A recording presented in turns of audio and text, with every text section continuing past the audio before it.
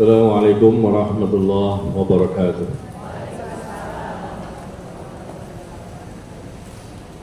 Innal hamdalillah nahmaduhu wa nasta'inuhu wa nastaghfiruh wa na'udzu billahi min shururi anfusina wa min sayyiati a'malina. May yahdihillahu fala mudilla lahu wa may yudlil fala hadiya lahu.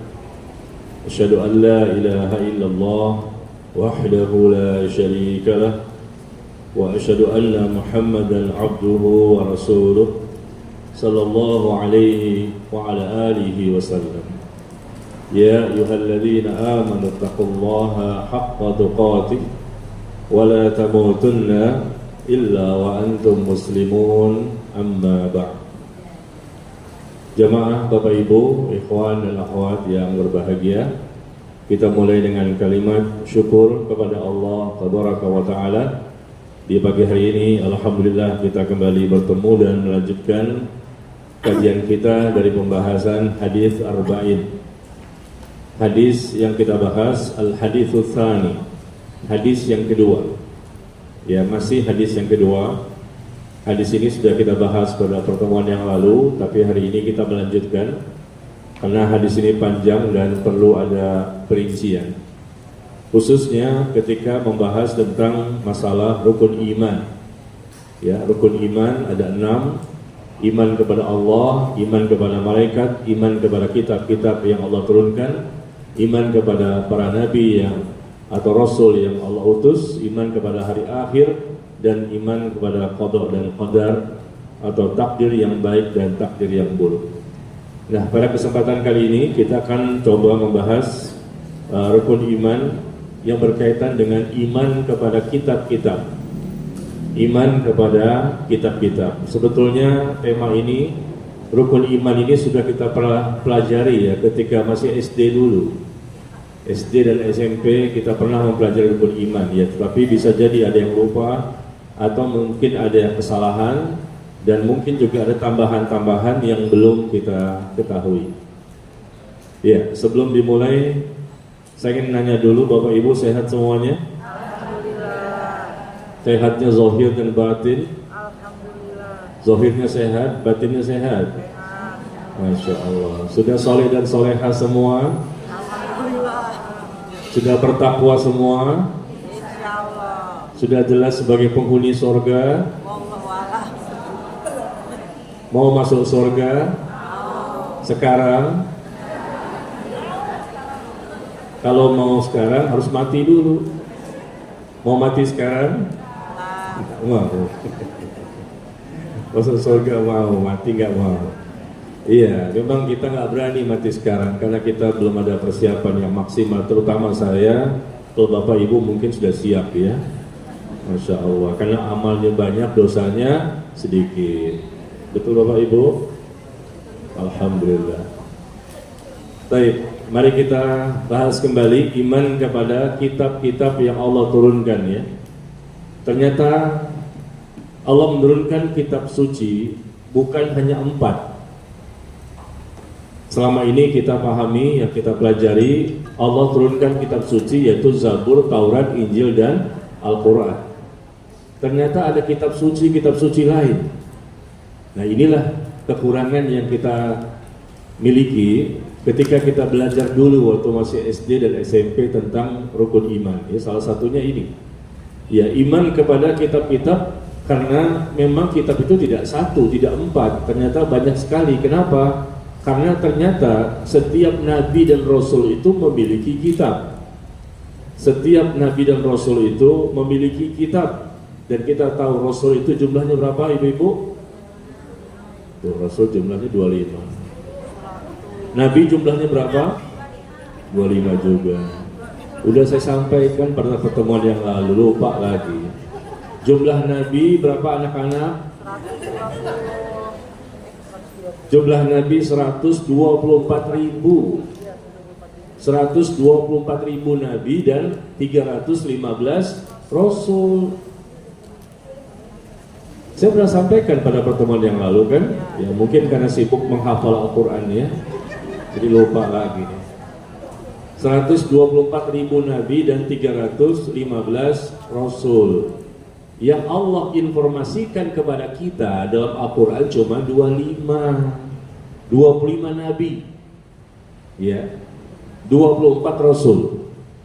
Dalam Al-Quran 25 nabi dan 24 rasul. Karena rasul yang pertama itu Nabi Nuh. Nabi Adam bukan rasul, hanya nabi. Nabi itu belum tentu rasul. Seorang rasul otomatis nabi. Nah, nanti kita akan bahas setelah ini ya.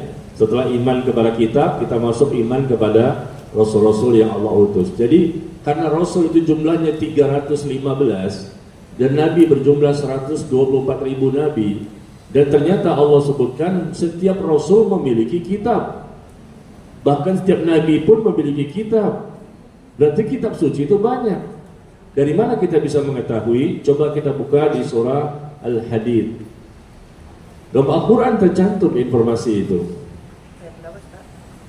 Kita buka surah Al-Hadid, surah ke-57, ayat yang ke-25.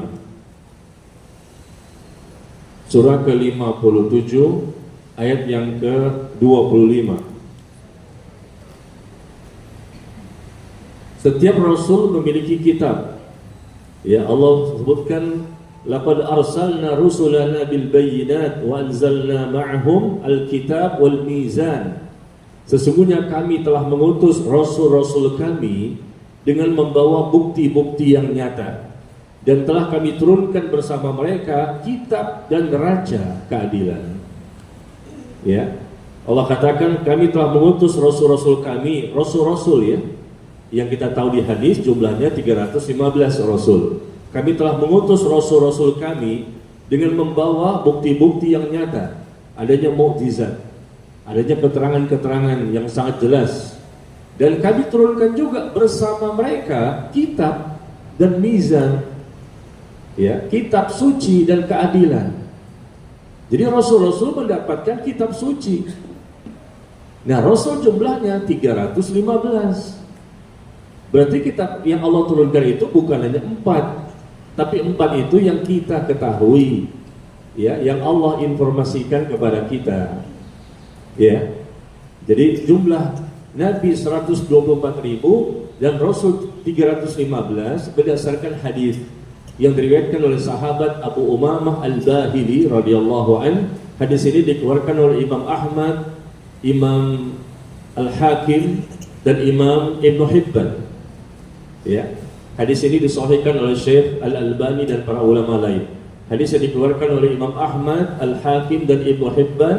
Hadis dari sahabat Abu Umamah Al-Bahili radhiyallahu an, dijelaskan oleh Nabi SAW bahwa jumlah nabi 124.000 nabi dan jumlah rasul 315. Nah, kalau kita lihat surah Al-Hadid ini ayat ke-25, Allah jelaskan kami turunkan bersama mereka, setiap rasul itu kami turunkan bersama mereka kitab. Berarti kitabnya berapa banyak, Bu? Banyak kan? Bukan 4 saja. Coba, saya pengen tahu Bapak Ibu yang hadir di sini, siapa yang baru tahu ternyata kitab suci itu lebih dari 4? Siapa yang baru tahu? Jadi selama ini kita belajar SD dan SMP gimana? Yang salah kitanya apa gurunya? Nggak mau disalahin.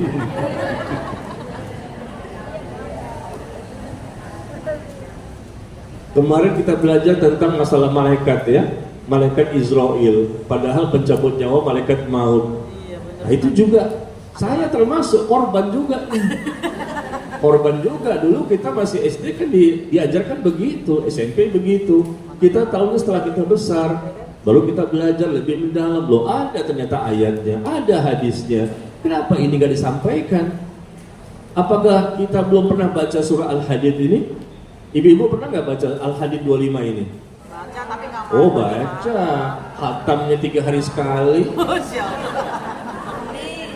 3 hari sekali khatam. Berarti kan baca. Tapi kenapa gak dibaca? Artinya dibaca nggak terjemahannya? Kenapa gak dibaca terjemahannya? Karena sudah paham. Iya, ini musibah namanya. Sudah Berapa kali kita mengkhatamkan Al-Quran, kita sudah lewat surah Al-Hadid dan surah-surah yang lain ya. Jadi ternyata jumlah kitab itu banyak, cuma yang Allah informasikan adalah adanya Zabur, Taurat, Injil dan Al-Quran, kitab suci ya. Kalau Zabur kepada Nabi Daud ya, Taurat kepada Nabi Musa, Injil kepada Nabi Isa, Al-Quran kepada Nabi Muhammad sallallahu alaihi wasallam.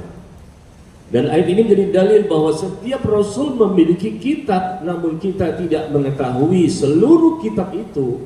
Kita hanya mengetahui yang sebagaimana kita dapatkan dalam Al-Quran, tetapi meskipun kita tidak tahu nama-nama kitab yang lain untuk nabi-nabi yang lain, rasul-rasul yang lain, tetap kita mengimaninya dan percaya. Meskipun kita tidak mengetahui nama-namanya, dan kewajiban kita adalah beriman secara global.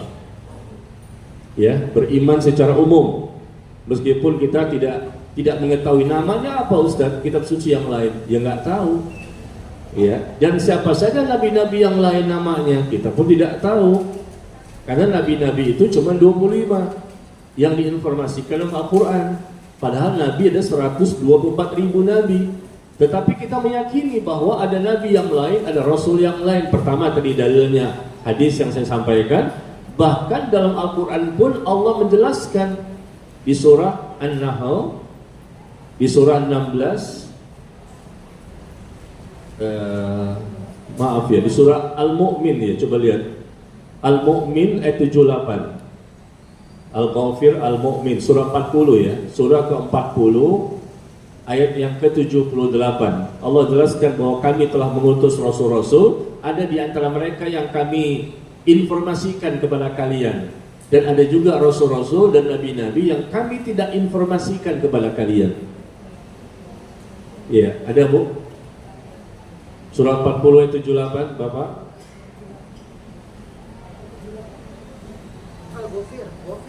Al-Ghafir atau Al-Mu'min sama saja, surah yang ke-40.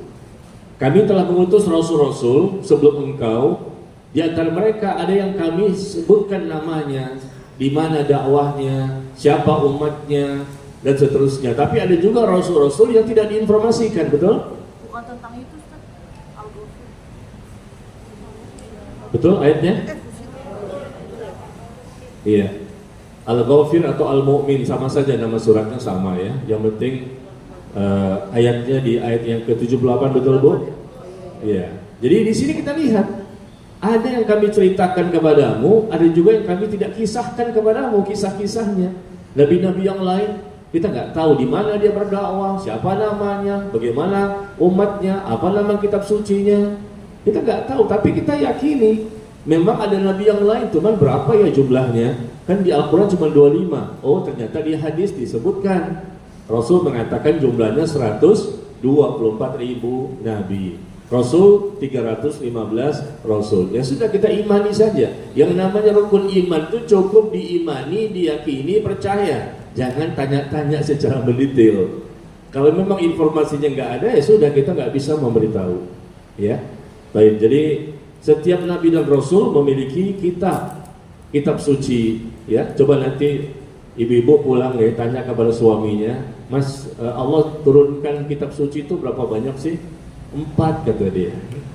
Coba tes kepada anak di rumah, berapa sih kitab suci yang Allah turunkan? 4. Memang gak ada yang lebih? Enggak, cuma 4 saja. Nah begini Mas, Allah berfirman. Jadi suaminya Masya Allah kaget kan, ternyata ibu bisa menceritakan kembali dengan hafalannya, dengan ayatnya dan hadisnya. Bisa Bu? Baik, jadi surah Al-Hadid ayat yang ke-25 ya. Nah kemudian kita lihat bagaimanakah cara kita beriman kepada kitab-kitab itu. Ketika Allah menyuruh kita beriman, iman, percaya, yakin ya adanya kitab-kitab suci yang Allah turunkan, maka ini mencakup 4 perkara. Iman kepada kitab Allah harus mencakup 4 perkara. Pertama,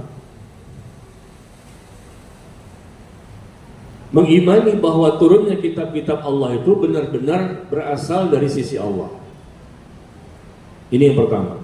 kewajiban kita berkaitan dengan iman kepada kitab yang Allah turunkan. Pertama, mengimani bahwa turunnya kitab-kitab Allah itu benar-benar berasal dari Allah, bukan berasal dari yang lain.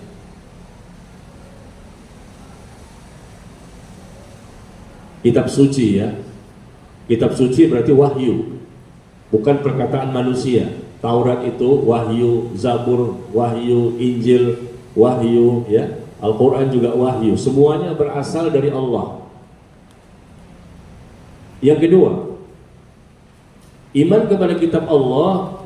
Yang kedua, cakupannya adalah mengimani nama-nama kitab yang kita ketahui.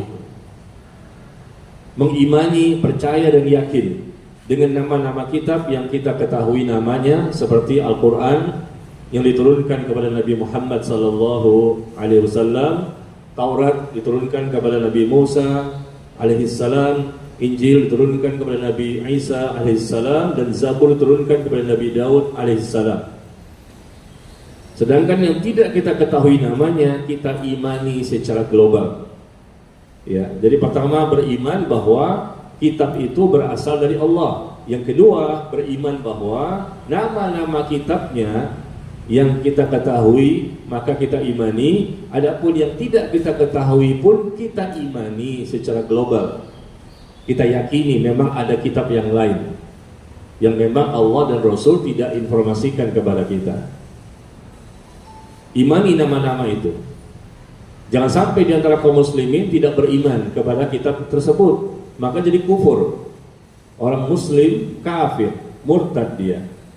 Andai kata dia tidak beriman kepada Injil, tidak beriman kepada Zabur, tidak beriman kepada Taurat, nggak boleh. Meskipun dia beriman kepada Al-Quran. Saya beriman kepada Al-Quran, saya beriman kepada Allah, saya beriman kepada Rasulullah, tapi saya tidak percaya dengan kitab Taurat. Oh, nggak boleh. Ya, kalau kita katakan saya tidak percaya dengan kitab Taurat yang ada sekarang, nah itu boleh. Yang ada sekarang, saya tidak percaya dengan kitab Injil yang ada sekarang. Karena kitab Taurat dan Injil dan Zabur yang ada sekarang sudah banyak dirubah, diganti, disisipi oleh tangan-tangan jahil kotor manusia.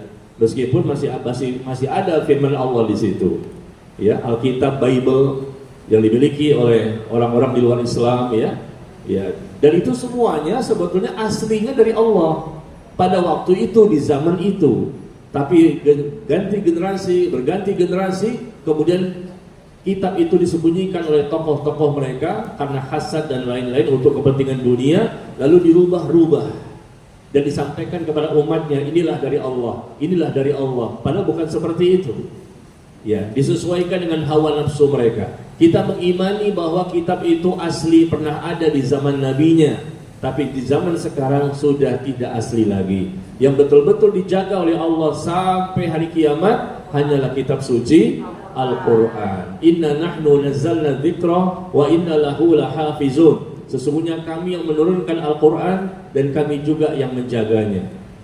Ya, Allah sebutkan demikian. Kitab yang lain tidak ada penjagaan terus menerus sampai hari kiamat. Tapi khusus Al-Quran Allah mengatakan inna nahnu nazzalna dzikra. Sesungguhnya kami yang menurunkan Al-Quran dan kami akan menjaganya. Dan itu terbukti sampai hari ini. Umur 5 tahun saja bisa hafal 30 juz, 6 tahun, 7 tahun bisa hafal 30 juz. Dijaga oleh Allah dengan hafalan-hafalan orang-orang beriman. Bahkan anak kecil pun bisa menghafalnya. Apalagi para ulama. Sampai hari ini sudah 1400 tahun lebih ya.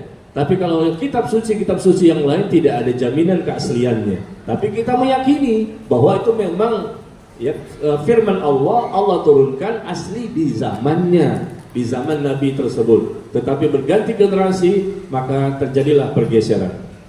Nah, ayat yang saya sebutkan tadi bahwa kami sesungguhnya telah menurunkan Al-Quran dan kami juga yang akan menjaganya Al-Quran tersebut. Allah sebutkan di surah Al-Hijr ayat yang ke-9.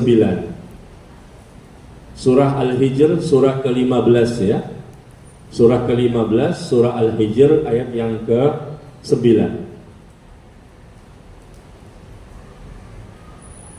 Nah, kemudian yang ketiga, iman kepada kitab Allah, cakupan yang ketiga adalah membenarkan berita-beritanya, membenarkan berita-beritanya yang benar.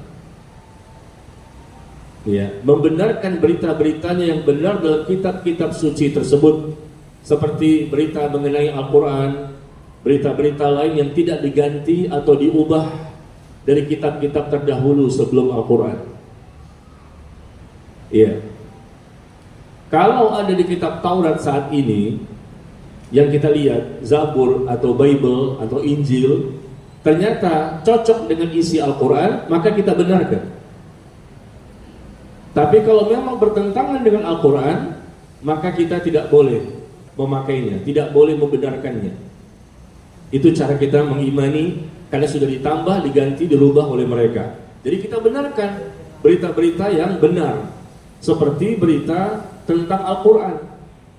Dalam kitab Taurat dan Injil sebetulnya sudah diinformasikan adanya seorang Rasul yang nanti akan datang, namanya Ahmad atau Muhammad, dan dia membawa kitab suci Al-Quran. Dia memiliki sahabat-sahabat setia, dan dia akan berada di kota Yasrib, di kota Madinah. Dan tanda-tanda Nabi itu seperti ini. Mereka mengenal Nabi itu seperti mereka mengenal anak mereka sendiri. Jadi orang Yahudi dan Nasrani itu tahu Rasulullah itu benar. Makanya orang Yahudi pada waktu itu berhijrah dari Palestina menuju ke Madinah. Ya, dari Palestina mereka menuju ke Madinah, dan mereka tinggal di Madinah. Kenapa? Karena mereka menunggu kedatangan Nabi yang terakhir. Itu tercantum dalam kitab Taurat dan Injil. Menunggu kedatangan nanti Nabi itu akan berada di kota Madinah. Mereka pun tinggal di Madinah dengan harapan nanti Nabi tersebut berasal dari kalangan mereka, Bani Israel. Ternyata untuk Nabi yang terakhir khusus, ternyata dari bangsa Arab, dari Mekah, kemudian berhijrah ke Madinah. Lalu mereka melihat, loh, ini tanda-tandanya semua cocok dengan kitab Taurat dan Injil yang mereka miliki. Nah, lalu mereka pura-pura tidak tahu. Lalu mereka pun mendustakan. Padahal tercantum. Nah, itu yang mereka lakukan dari dulu. Kenapa? Hasadan min anfusihim. Karena mereka hasad. Mereka iri dan dengki. Kenapa bukan dari golongan kami? Padahal nabi-nabi sebelumnya kebanyakan dari kalangan Bani Israel. Nabi Isa, Nabi Musa, Nabi Sulaiman, Nabi Daud dan lain-lain. Tapi banyak juga yang mereka ingkari. Mereka tolak dakwahnya. Bahkan mereka bunuh. Nabi Yahya mereka bunuh. Nabi Zakaria mereka bunuh. Nabi Isa pun ingin dibunuh. Allah selamatkan. Nabi Muhammad pun sallallahu alaihi wasallam ingin mereka bunuh. Karena memang mereka itu bangsa pembunuh.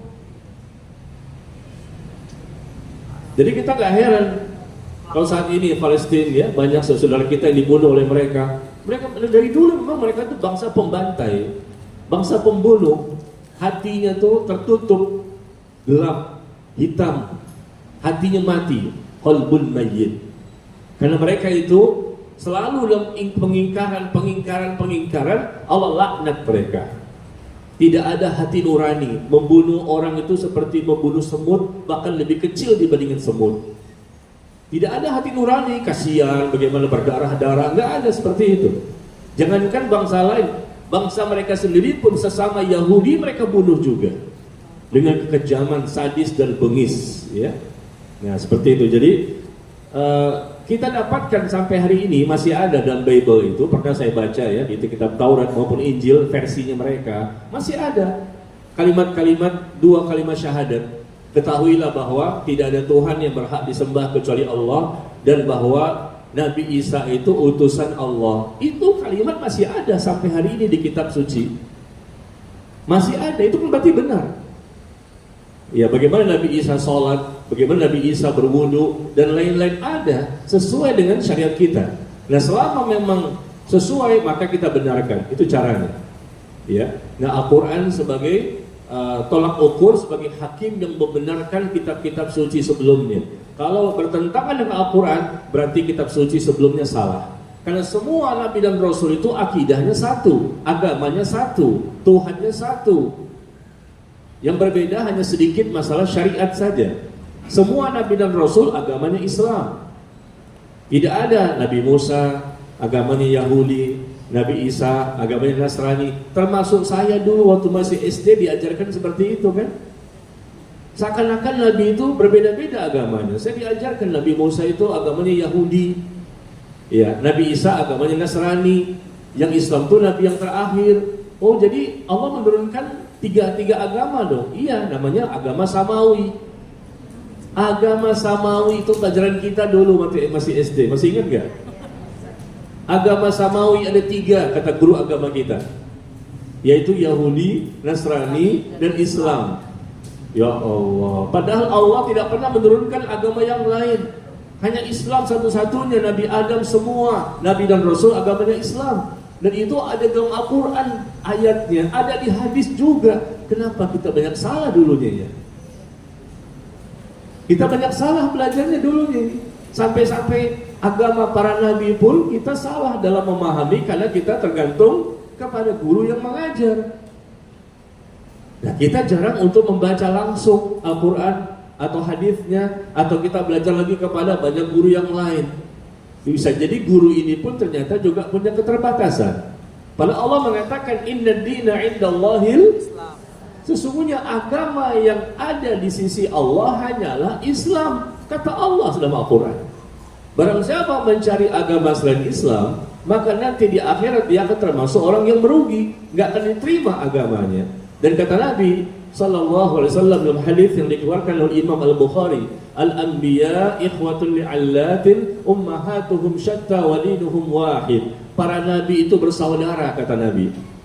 Karena mereka itu banyak dari keturunan Nabi Ibrahim. Nabi Ibrahim punya anak Ishak dan Ismail. Dari Ishak keturunannya banyak jadi nabi. Dari Ismail juga banyak jadi nabi. Jadi mereka sebetulnya mereka itu bersaudara, sepupuan, sepupu keturunan Ishak dan keturunan Ismail. Ujung-ujungnya Nabi Ibrahim inilah yang banyak sekali nabi dari keturunan Nabi Ibrahim. Para nabi itu bersaudara dan agama mereka satu, kata Rasulullah. Wa dinuhum wahid. Banyak sekali dalam Al-Quran kita bisa buka ayatnya. Ya, Nabi Yakub berpesan kepada anaknya, janganlah engkau mati kecuali dalam kondisi beragama Islam. Itu pesan Nabi Yakub kepada anaknya, ada di surah Al-Baqarah itu 132. Ya, Nabi Yusuf juga begitu, doa sama Allah, ya Allah wafatkan aku sebagai seorang muslim. Banyak sekali.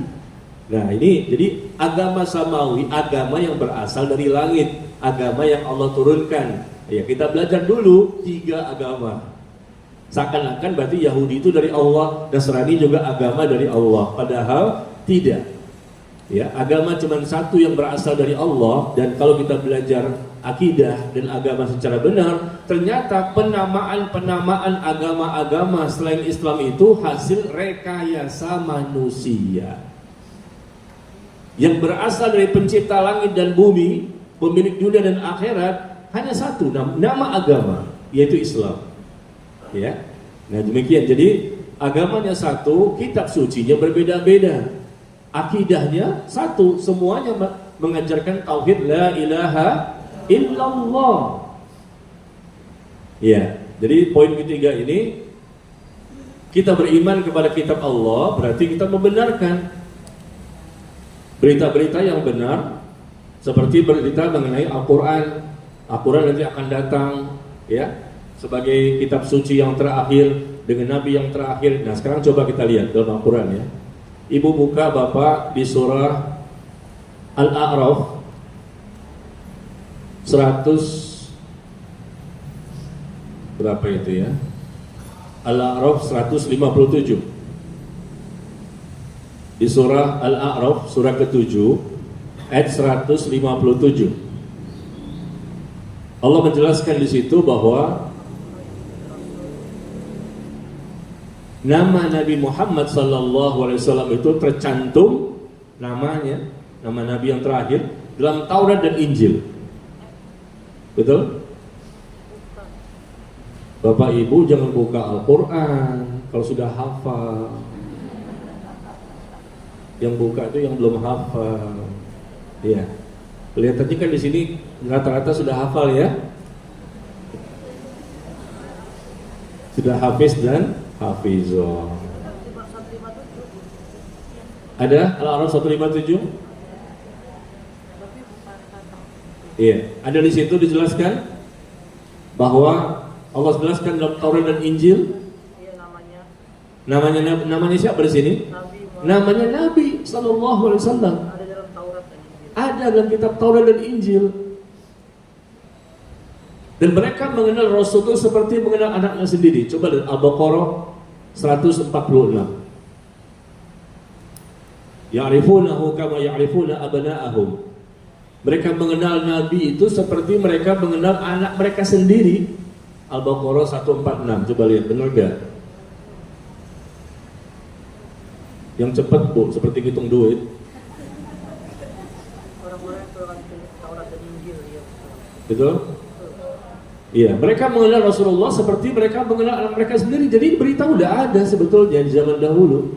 Di kitab-kitab terdahulu itu diceritakan nanti akan ada ini, nanti kapan, setelah ini ada nabi lagi, setelah ini bagaimana nabi itu, siapa namanya, dan kemudian nanti berdakwah jadi mana, bagaimana umatnya. Maka Yahudi pindah ke Madinah pada waktu itu dengan harapan ya, nanti nabi yang terakhir berasal dari bangsa mereka. Ternyata tidak. Makanya mereka sampai hari ini, sampai hari kiamat menolak.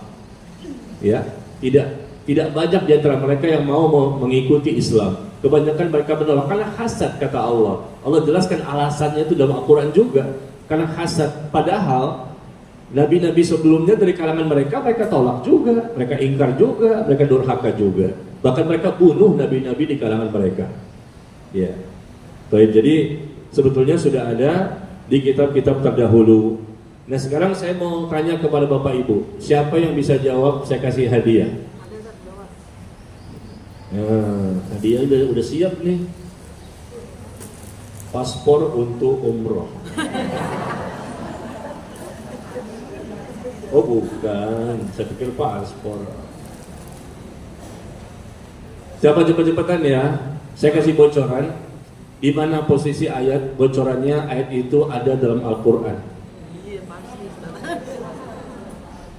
Di mana Allah berfirman bahwa Al-Quran itu sudah disebut di kitab-kitab terdahulu. Nama Al-Quran. Kalau tadi kan saya sebutkan namanya Rasul. Di kitab apa? Surah Al-A'raf sama surah Al-Baqarah. Ada lagi di surah yang lain. Nama Rasul itu disebut di kitab Taurat ada, di kitab Injil ada, nanti akan ada Nabi yang terakhir namanya ini. Tapi disebut juga nama Al-Qur'annya. Kitab suci yang akan datang nanti namanya Al-Qur'an. Disebutkan juga. Nah Allah sebutkan itu dalam Al-Quran bahwa informasi nama Al-Quran itu sudah diinformasikan di kitab-kitab terdahulu. Siapa yang tahu di mana posisi ayatnya? Ada di antara Al-Fatihah dan An-Nas. Al-Isra bukan.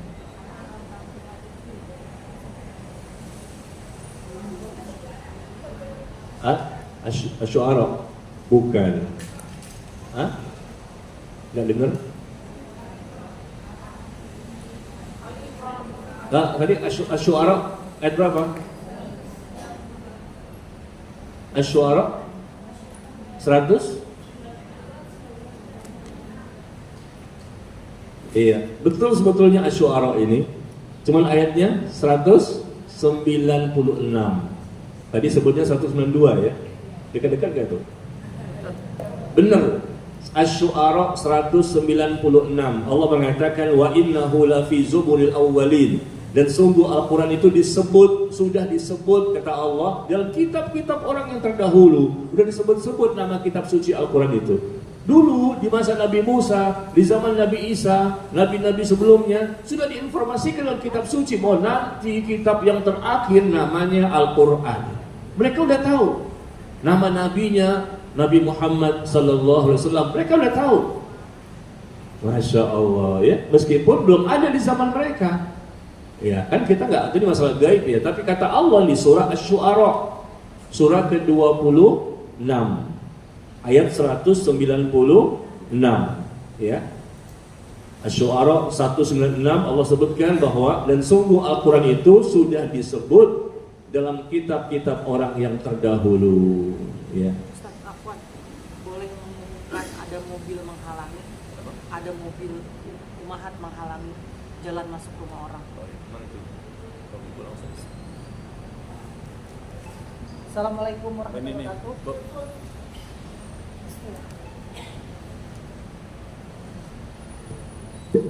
Afan Umahat, ini ada mobil dengan nomor B2573 SIP menghalangi jalan masuknya ke dalam rumah warga. Mohon segera dipindah. Toyota Yaris ya. Iya, warnanya green light ya, agak kuning.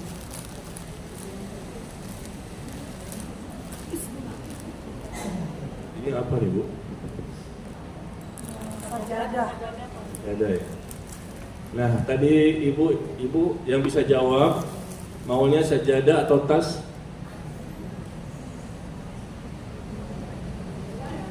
Hah? Sajadah. Nah, alhamdulillah. Silakan diambil. Alhamdulillah bisa menjawab ya.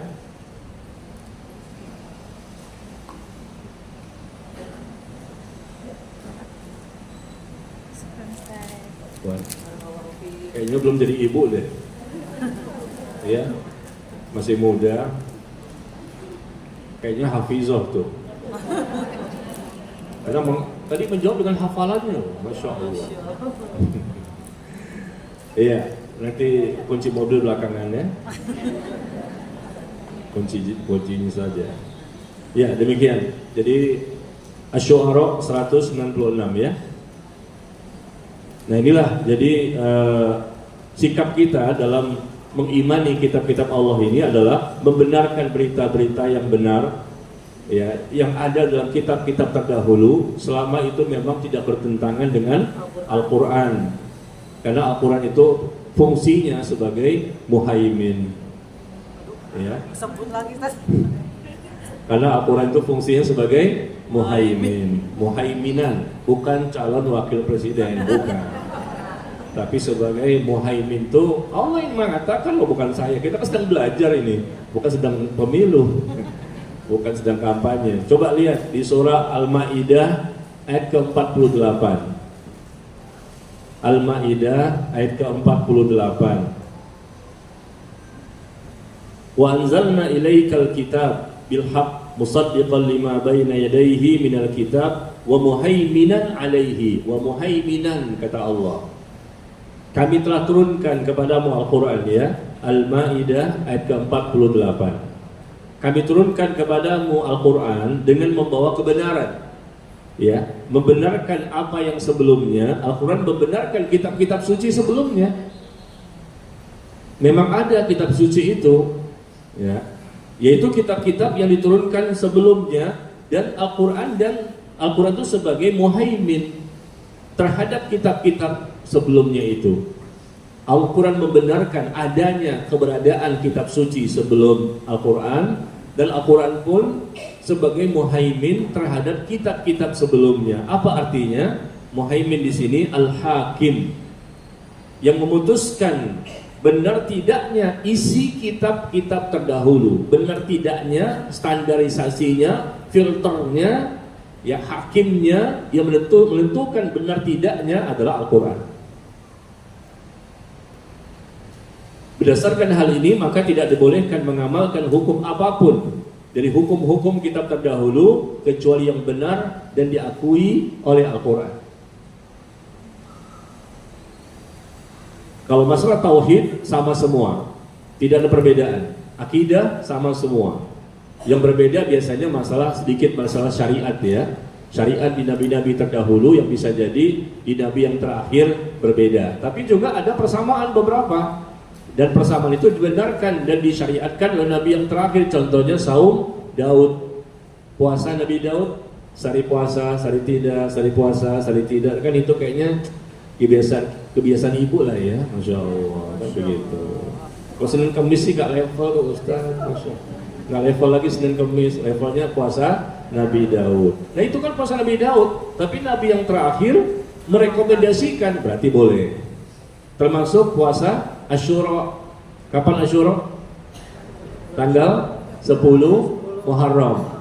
Ya, 10 Muharram ini puasa Nabi Musa dan kaumnya. Bukan Nabi yang terakhir, tapi Nabi pun mensyariatkan, memperbolehkan umatnya. Karena ada rekomendasi, maka kita pun puasa Asyura. Coba ditambah, jangan 10 saja, tapi 9, 10. Supaya bisa membedakan dengan orang Yahudi dan Nasrani.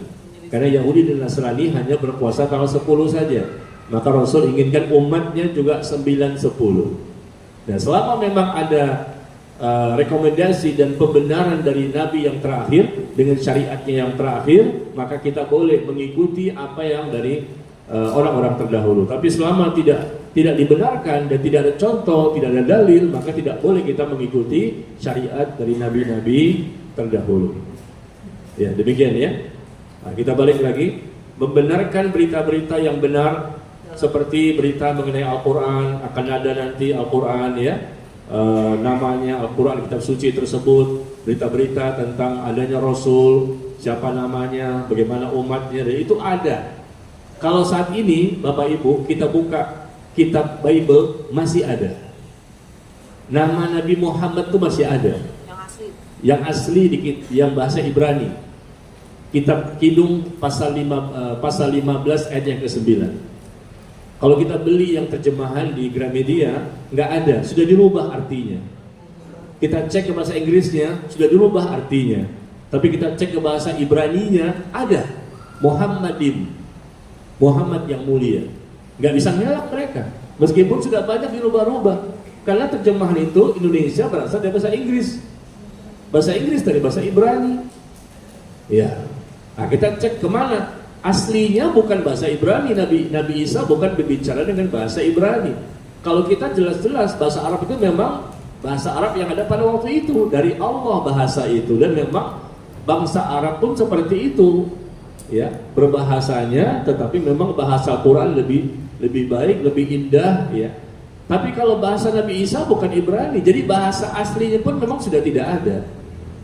Dari mana mereka bisa mengecek keasliannya? Tapi oke lah, kita cek Indonesia ke bahasa Inggris, bahasa Latin, bahasa Suryani, bahasa Ibrani, ternyata ada di bahasa Ibrani. Ya, kitab Kidung pasal 15 ayat 9. Kita pernah berdebat dulu Bu, tahun 2003. 2003 kita berdebat di gedung di MT Haryono sini, Jakarta. Dan kita hadir banyak sekali para pendeta dan jamaah mereka juga ada, jamaah Islam juga ada. Dan kita perwakilan ada 2 orang, mereka juga 2 orang, mereka profesor doktornya dan ahli-ahli mereka. Lalu ada dari pihak kita, ya bukan saya, dari pihak kita yang ahli dalam bahasa Ibrani, dan ditunjukkanlah buktinya. Dan dia bertanya kepada dari kalangan Kristen, Anda kan ahlinya bahasa Ibrani, coba baca ini dengan jujur, jangan Anda berbohong. Baca dengan apa bacanya? Muhammadin, Muhammad yang mulia. Kenapa terjemahnya beda? Itu masih bisa dibuktikan. Masih ada. Nama Rasul itu masih ada. Memang Allah sebutkan nama Nabi itu. Ini gempar ini. Sehingga pada waktu itu di gedung itu kan ramai sekali orang-orang mereka mentertawakan pendetanya. Nah, masa nggak bisa jawab? Masa dikalahkan? Masa dipermalukan? Mereka tertawa. Subhanallah. Banyak sekali ayat-ayat yang bisa dibuktikan. Dan dia bukan nggak pakai Al-Quran, pakai kitab suci mereka sendiri yang kata mereka suci. Nah, tapi kalau versinya jangan pakai versi yang bahasa Indonesia untuk membuktikan ini, tapi dengan bahasa Ibrani. Kita nggak paham bahasa Ibrani, tapi ada orang kita, ustaz kita yang paham bahasa Ibrani dan dia bisa membuktikan. Subhanallah. Dan diakui oleh pendeta itu memang benar namanya Muhammadin. Tapi kenapa artinya ke bahasa Inggris berbeda, artinya ke bahasa Indonesia jadi berbeda? Berarti Anda menipu, Anda berbohong, Anda merubah. Perubahan itu ketahuan. Kan kata Allah, yuharrifunal kalima an mawadhi'ihi. Mereka suka merubah-rubah ayat pada tempatnya, pindah sana, pindah sini. Ya, artinya dirubah begini dan begini, maknanya dirubah begini. Itu zaman dulu kan. Sebelum Rasul hadir, Rasul yang terakhir, mereka sudah rubah-rubah itu. Rasul datang sebagai Nabi yang terakhir, dan Allah jelaskan dalam Al-Quran, mereka suka merubah-rubah. Tapi perubahan itu kita dapatkan juga di zaman sekarang. Contoh yang paling gampang ya, nggak usah pakai bahasa Ibrani deh, bahasa Indonesia saja. Kitab Imamat pasal 11 ayat 7. Ini bukan Al-Baqarah ya, bukan Ali Imran. Kitab Imamat pasal 11 ayat 7, diharamkan makan babi. Iya. Terjemahan Lembaga Alkitab Indonesia. Saya punya referensinya, tahun 20, tahun 30, tahun 50, tahun 60, tahun 70, 80, 80-an, saya punya. Bahasa Inggris, bahasa Ibrani, bahasa Suryani, bahasa Arab pun ada, kitab Bible-nya. Lalu saya tanyakan kepada mereka, diharamkan makan babi dalam tulisan ini, di kitab suci Anda, di terjemahan-terjemahan terdahulu. Tapi kenapa cetakan terbaru tahun 2000-an sampai hari ini ada tambahan diharamkan makan babi hutan? Dari mana hutan ini? Penambahan hutan dari mana? Seakan-akan makan babi kota boleh. Makanya mereka makan babi pada hari ini. Padahal dalam kitab suci mereka diharamkan makan babi, tapi tambahan hutan ini baru terjemahannya belakangan. Jadi kita jangan bicara dahulu ribuan tahun yang lalu. Di zaman sekarang saja masih kita dapatkan tipuan-tipuan dan perubahan yang mereka lakukan. Loh, Anda terjemahan tahun 2020, 30, ini kan versi Anda, Lembaga Alkitab Indonesia. Maaf ya, kita bicara agama kita, direkam lagi tuh. Gak masalah, kan kebenaran kan? Iya aja nanti kena saya. Kita dukung. Kena saya, ibu-ibu sih iya aja. Iya, tapi memang pernah kita bahas, kita akan objektif ya. Iya. Kita tunjukkan ini versi Anda, tidak ada dari kami, bukan akurat. Kenapa terjemahan versi Anda yang resmi dari Lembaga Alkitab Indonesia di zaman dulunya, di tahun-tahun 20, 30, 60, 70, dan kita ada punya referensinya. Kenapa disebutkan diharamkan makan babi? Tapi begitu terjemahan 2000-an sampai sekarang, ibu beli, nggak usah beli deh, lihat aja dah di Gramedia, buka diharamkan makan babi hutan. Ada tambahan hutan.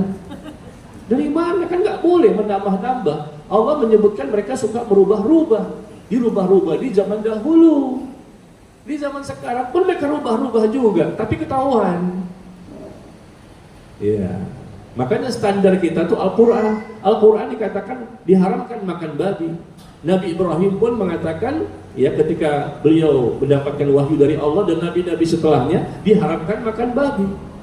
Tapi kemudian pengharaman itu jadi berubah karena ada perubahan tangan-tangan kotor manusia.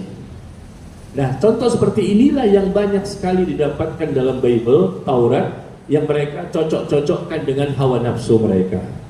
Ya, demikian ya. Jadi poin ketiga ini membenarkan berita-berita yang benar dari kitab-kitab suci di zaman dahulu. Selama itu benar, ya kita katakan benar. Contohnya ada masalah tauhid, masih ada itu. Ada juga trinitasnya. Tauhidnya ada, trinitasnya ada. Suruh sembah kepada Allah semata, ada ayatnya. Tapi disuruh sembah kepada Yesus juga ada ayatnya. Ini kan bertentangan. Siapa itu Yesus?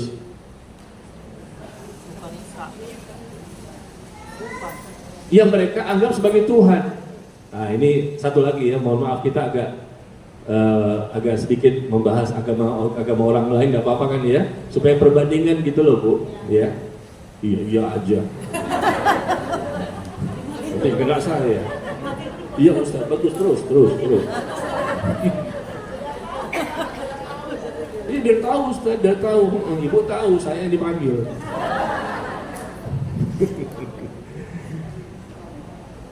Nah, satu lagi, apa tadi lupa lah gitu. Nabi Isa ya. Kisah para Rasul pasal 2 ayat ke-36 disebutkan di situ. Di kata mereka kan, saya tanyakan kepada semua pendeta, tidak ada yang bisa menjawab. Ketahuilah wahai Bani Israel bahwa Allah itu telah menjadikan Yesus sebagai Tuhan. Allah telah menjadikan Yesus sebagai Tuhan.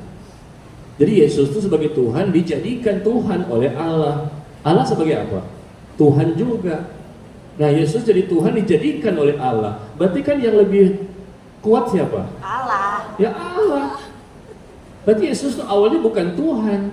tapi dijadikan Tuhan oleh Allah. Kan bahasa mereka kan Allah, kita Allah gitu kan, bahasa mereka Allah. Allah telah menjadikan Yesus sebagai Tuhan. Loh, berarti Yesus awalnya bukan Tuhan, tapi dijadikan Tuhan oleh Allah. Yang sebenarnya Tuhan itu siapa? Saya katakan. Sekarang saya tanya, yang menciptakan langit dan bumi siapa? Saya tanya kepada mereka. Ya, bukan ke ibu. Ibu yang jawab, Masya Allah. Saya tanya ke mereka, bukan ke ibu. Masya Allah. Ini ceritanya saya sama mereka. Cepat banget nyambernya. Saya tanya sama mereka, yang menciptakan langit dan bumi siapa? Allah, kata mereka. Iya. Yang berkuasa siapa? Maha kuasa. Ya Allah. Nah kalau begitu, Yesus menciptakan langit dan bumi enggak? Enggak. Maha kuasa atas segala sesuatu? Tidak. Loh, kenapa kamu sembah Yesus? Bukankah Yesus dijadikan Tuhan? Dijadikan Tuhan. Bahasanya kan begitu, pendeta. Tuhan. Apa kata mereka? Ketika saya berikan ayat ini, ternyata Tuhan dijadikan oleh Tuhan. Berarti berkuasa itu menciptakan Tuhan yang pertama. Apa kata mereka? Udah mentok kan? Inilah iman kami. Inilah iman kami. Inilah yang kami dapati. Udah begitu saja. Nggak bisa dong. Ini rukun iman. Iman kami. Nggak bisa dengan kalimat seperti itu. Inilah iman kami. Jawabnya gimana? Saya sebagai orang luar, bukan agama Anda, pengen tahu. Kan wajar dong, Anda tanya sama saya tentang Islam. Oke, saya jawab. Nah, saya pun bertanya, Anda harus bisa jawab. Ini bukan masalah rukun iman, tapi masalah penjelasan yang konkret supaya orang paham yang Tuhan itu yang mana nih. Karena yang satu dijadikan oleh Allah. Berarti Allah siapa? Tuhan juga. Oh, Tuhan menjadikan Tuhan. Nah, ini udah repot Bu, nggak ada yang bisa jawab. Jadi bukan kita sok ingin menjatuhkan orang lain, tapi kan ingin mencari kebenaran. Kita tanyakan skakmat-skakmatnya, ayat-ayat itu kita hafalkan, ya, sehingga terjadilah tertawa. Dari siapa? Bukan kaum musliminnya, dari jamaah mereka yang banyak di gedung, satu gedung itu tertawa, mentertawakan si pendetanya karena tidak bisa menjawab. Nah seperti itu ya. Nah hal yang seperti ini kita nggak akui ini sebagai firman Allah. Taurat itu firman Allah, Injil firman Allah. Nggak mungkin Allah mengatakan, ketahuilah Bani Israel, Allah telah menjadikan Yesus sebagai Tuhan. Nah ini bukan ayat Allah ini. Nah begitu maksudnya perbandingan kita dengan Al-Quran. Ya, saya kasih contoh begitu supaya ibu paham Bapak ya. Ini bukan ayat Allah. Nggak mungkin Allah menjadikan Nabi Isa sebagai Tuhan. Ini siapa yang ngomong nih? Siapa yang nulis ini? Ketahuilah Bani Israel, ya, Kisah Para Rasul pasal 2 ayat ke-36. Semua terjemahan mereka sama. Ya, di bahasa Inggrisnya juga sama. Tapi bagaimana cara memahaminya? Bengong. Baik. Yang terakhir, yang keempat.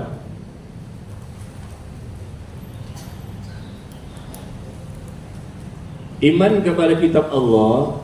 Yang keempat, yaitu dengan cara mengamalkan hukum-hukumnya yang tidak dihapus. Mengamalkan hukum-hukumnya yang tidak dihapus, serta ridho dan tunduk menerimanya.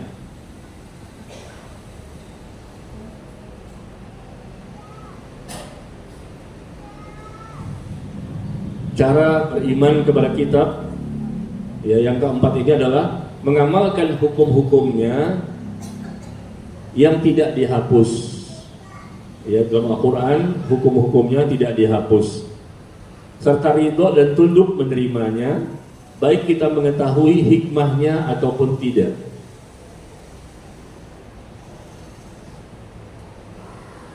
Mengamalkan hukum-hukumnya yang tidak dihapus, serta ridho dan tunduk menerimanya, baik kita mengetahui hikmahnya ataupun tidak.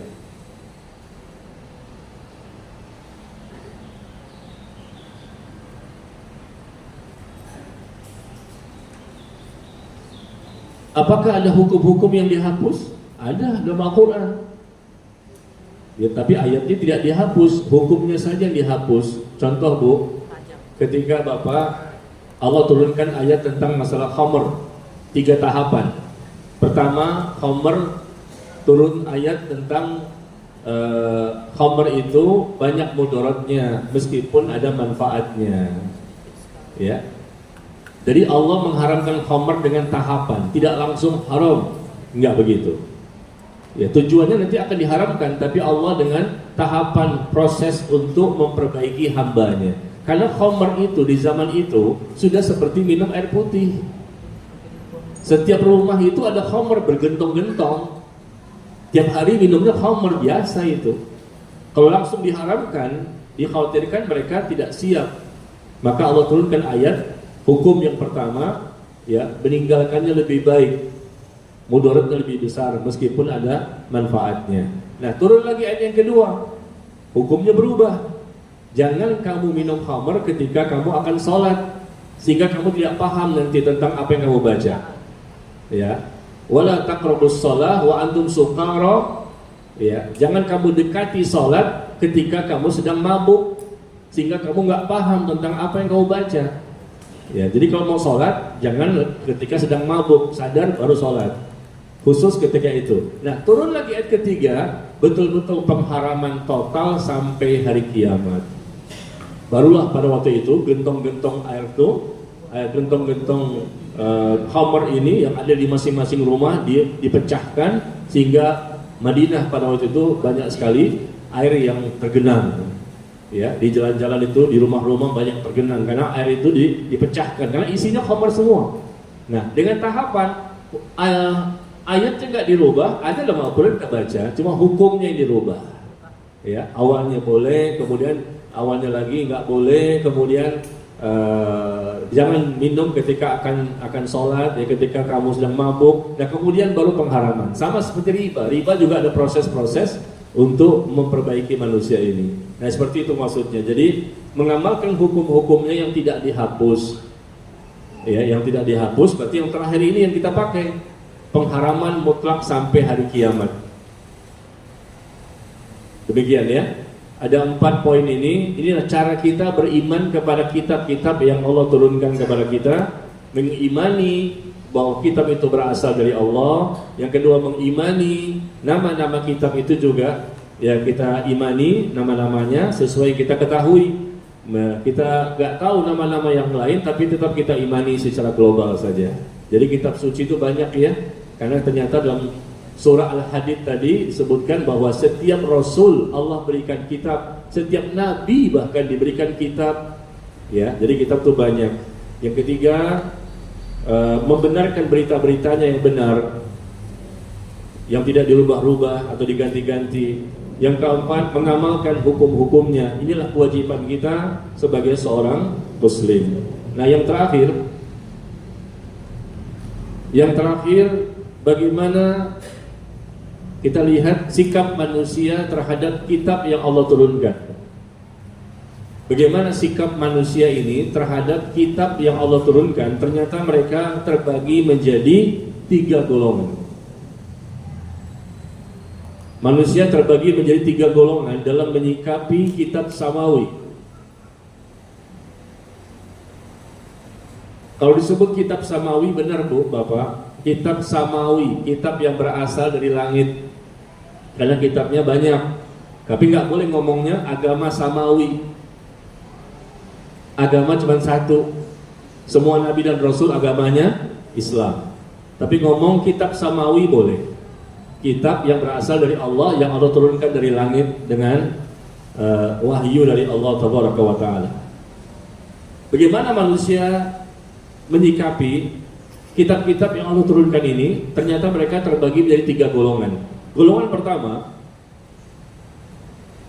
pertama, orang-orang yang mendustakan semuanya.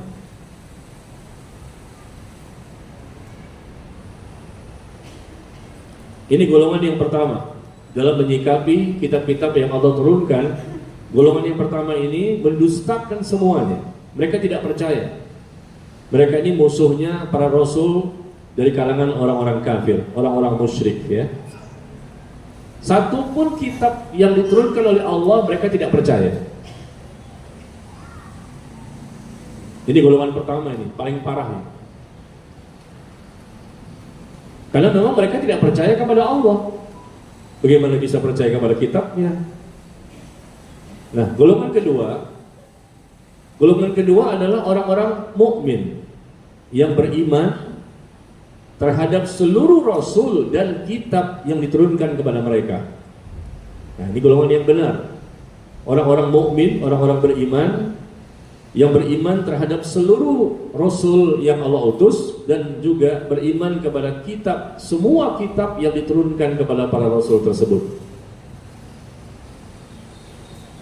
Meskipun kita ini adalah umat yang terakhir, dengan nabi yang terakhir, dengan kitab suci yang terakhir, tetapi kita wajib mengimani, percaya dan yakin adanya kitab-kitab terdahulu.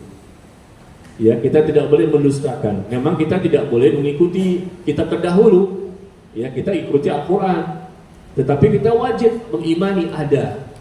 Meskipun sekarang sudah diganti, ditambah, dirubah segala macam. Tapi tetap kita meyakini dulunya itu asli, dulunya itu ada.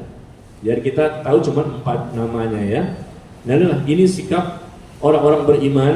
Mereka beriman dengan Al-Quran dan semua kitab-kitab yang diturunkan sebelumnya.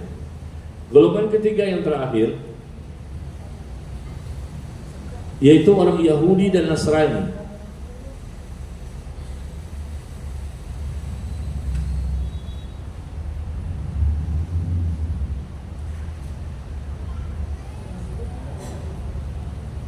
Golongan Yahudi dan Nasrani.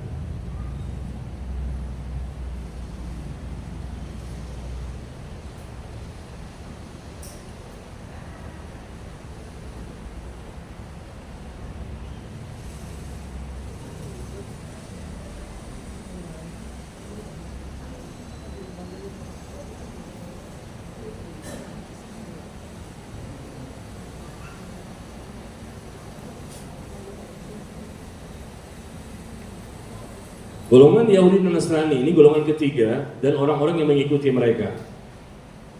Maksudnya apa? Golongan Yahudi dan Nasrani ini sebagai golongan ketiga di mana mereka beriman kepada sebagian isi kitab sucinya dan kufur kepada sebagian yang lain. Ada yang mereka imani, yang mereka ikuti, tapi ada juga yang mereka tolak. Kalau yang pertama tadi kan menolak semuanya. Semua kitab suci itu dianggap nggak ada, nggak percaya. Nah, kalau yang kedua, golongan orang-orang beriman, mereka percaya semuanya, karena itu semua berasal dari Allah. Tapi golongan ketiga, mereka percaya, ya, beriman hanya kepada sebagian, ya, dan tidak menerima kepada sebagian yang lain. Itulah orang Yahudi dan Nasrani. Jangankan kitab-kitab sebelumnya, kitab mereka sendiri pun, Taurat dan Injil, itu pun tidak semuanya mereka terima. Jangankan kitab-kitab sebelumnya atau Al-Quran, apalagi kitab yang turun di kalangan mereka, Taurat dan Injil, itu pun tidak semuanya mereka terima. Nah, orang-orang beriman seperti kita di zaman sekarang ini, sebagai umat Nabi yang terakhir, kita menerima semuanya. Artinya kita beriman kepada semuanya, tapi yang kita ikuti Al-Quran, karena ini masanya untuk Nabi yang terakhir.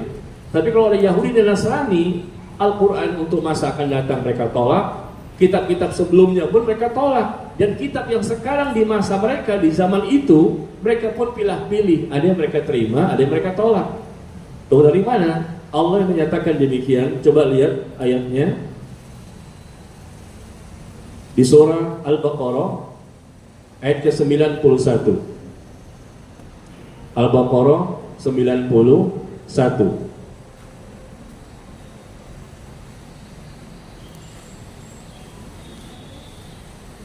Nu'minu bima anzala alaina. Nu'minu bima anzila alaina. Unzila alaina, ya. Nu'minu bima unzila alaina wa yakfurun. Kami hanya beriman kepada apa yang diturunkan kepada kami, dan mereka kafir kepada Al-Quran yang diturunkan sesudahnya, sedangkan Al-Quran itulah kitab yang hak yang membenarkan apa yang ada pada mereka. Kata mereka, kami hanya beriman kepada apa yang diturunkan kepada kami, dan kami tidak terima yang diturunkan setelah kami, yaitu Al-Quran. Yang diterima hanya diturunkan kepada mereka saja. Apakah benar? Mereka hanya beriman kepada kitab suci yang mereka terima pada zaman itu, Taurat dan Injil saja? Ternyata tidak juga. Allah sebutkan di ayat yang lain, di Al-Baqarah ayat 85. Al-Baqarah ayat ke-85. Apa tu'minuna bi ba'dil kitab wa takfuruna bi ba'd? Apakah kamu beriman kepada sebagian kitab dan ingkar kepada sebagian yang lain? Ya, Allah jelaskan di sini ternyata mereka dengan kitab mereka sendiri pun mereka mengingkari, beriman kepada sebagian, kufur kepada sebagian yang lain. Jangankan kitab setelahnya Al-Quran, jangankan kitab sebelumnya, ya, kitab mereka sendiri pun yang kata mereka tadi, kami hanya beriman kepada apa yang diturunkan kepada kami saja. Nah, buktinya Allah katakan kamu itu beriman kepada sebagian, nggak semuanya. Sebagian kamu imani, sebagian lagi kamu kufuri. Nah, ini sikapnya orang Yahudi dan Nasrani yang tentunya tidak boleh kita ikuti, ya. Baik, sampai di sini jamaah sekalian, iman kepada kitab-kitab yang hendaknya diketahui. Bapak Ibu, Bu, Bapak, ketika seorang kafir masuk Islam, berarti kan mu'alaf ya. Dia mu'alaf, maka yang pertama kali mesti dia pelajari tentang Islam itu masalah apa? Tauhid. Masalah apa? Tauhid. Tauhid. Yang pertama kali mereka pelajari sebelum yang lain adalah masalah rukun iman. Untuk malam. Iya, iman kepada Allah, nah itu tauhidnya ada di situ. Iman kepada malaikat, iman kepada kitab, iman kepada Rasul. Yang pertama kali seorang kafir yang masuk Islam jadi mu'alaf, yang pertama kali sebelum yang lain rukun iman dulu. Rukun iman dan rukun Islam. Ini pondasi kuatnya, ya, pondasi kuatnya seorang muslim. Kalau pondasinya saja sudah goyang, nggak kuat, roboh, gampang dia murtad, gampang dia tersesatkan.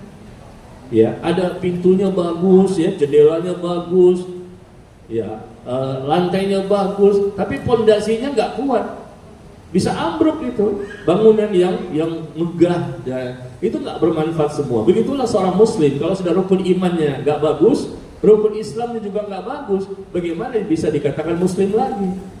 Ya, maka pembahasan kita ini sebetulnya pembahasan yang pertama kali ketika kita menjadi muslim.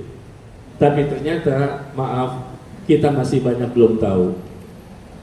Ini pembahasan pertama kali. Seharusnya kita nggak usah belajar ini lagi nih, karena kita sudah lama menjadi muslim kan. Pembahasan kita tuh tema-tema yang lain. Ini yang pertama kali. Tapi ternyata kita udah belajar juga dulunya, tapi masih ada beberapa hal yang keliru atau salah dan diperbaiki. Ya. Mudah-mudahan bermanfaat apa yang kita bahas ini. Mudah-mudahan nanti kita bisa sambung pada pertemuan berikutnya untuk iman kepada nabi-nabi, ya. Tadi masih arba'in yang kedua. Masih bab yang kedua. Gimana Bapak Ibu? Mau dilanjutkan dengan pembahasan iman setelahnya kepada nabi-nabi, hari akhir, qada dan qadar, atau langsung masuk ke hadis ketiga? Bab kedua aja. Lanjutin. Hah? Mau dilanjutkan pembahasan rukun iman berikutnya, atau kita pindah ke hadis yang ketiga? Hadis bab 2 aja, Ustaz, bab 2. Karena saya khawatirnya Pak Ustaz kalau bisa hadis yang ke-10 ya. Kalau yang kedua ini kayaknya kita udah paham semua gitu. Bulan depan berarti Tentang nabi-nabi. iman kepada Ya. nabi-nabi, ya. Iman kepada nabi-nabi nanti insya Allah menarik juga, ya. Insyaallah. Banyak hal yang bisa jadi kita belum mengetahuinya. Ya, kita buka sesi tanya jawab, dan di sini sudah ada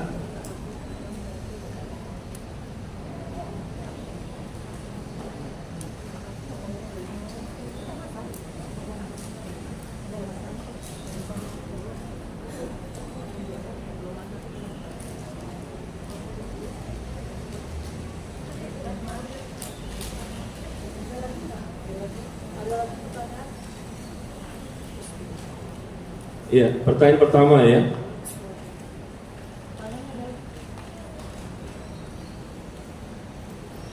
Assalamualaikum Waalaikumsalam warahmatullahi. Mohon dijelaskan surah Al-Baqarah ayat 120. Al-Baqarah 120. Apakah Nasrani dan Yahudi sebagai agama atau bangsa? Ya, kita buka ya, Al-Baqarah 120. Walan tardu ankal yahud walan nasara hatta tattabi'a millatahum.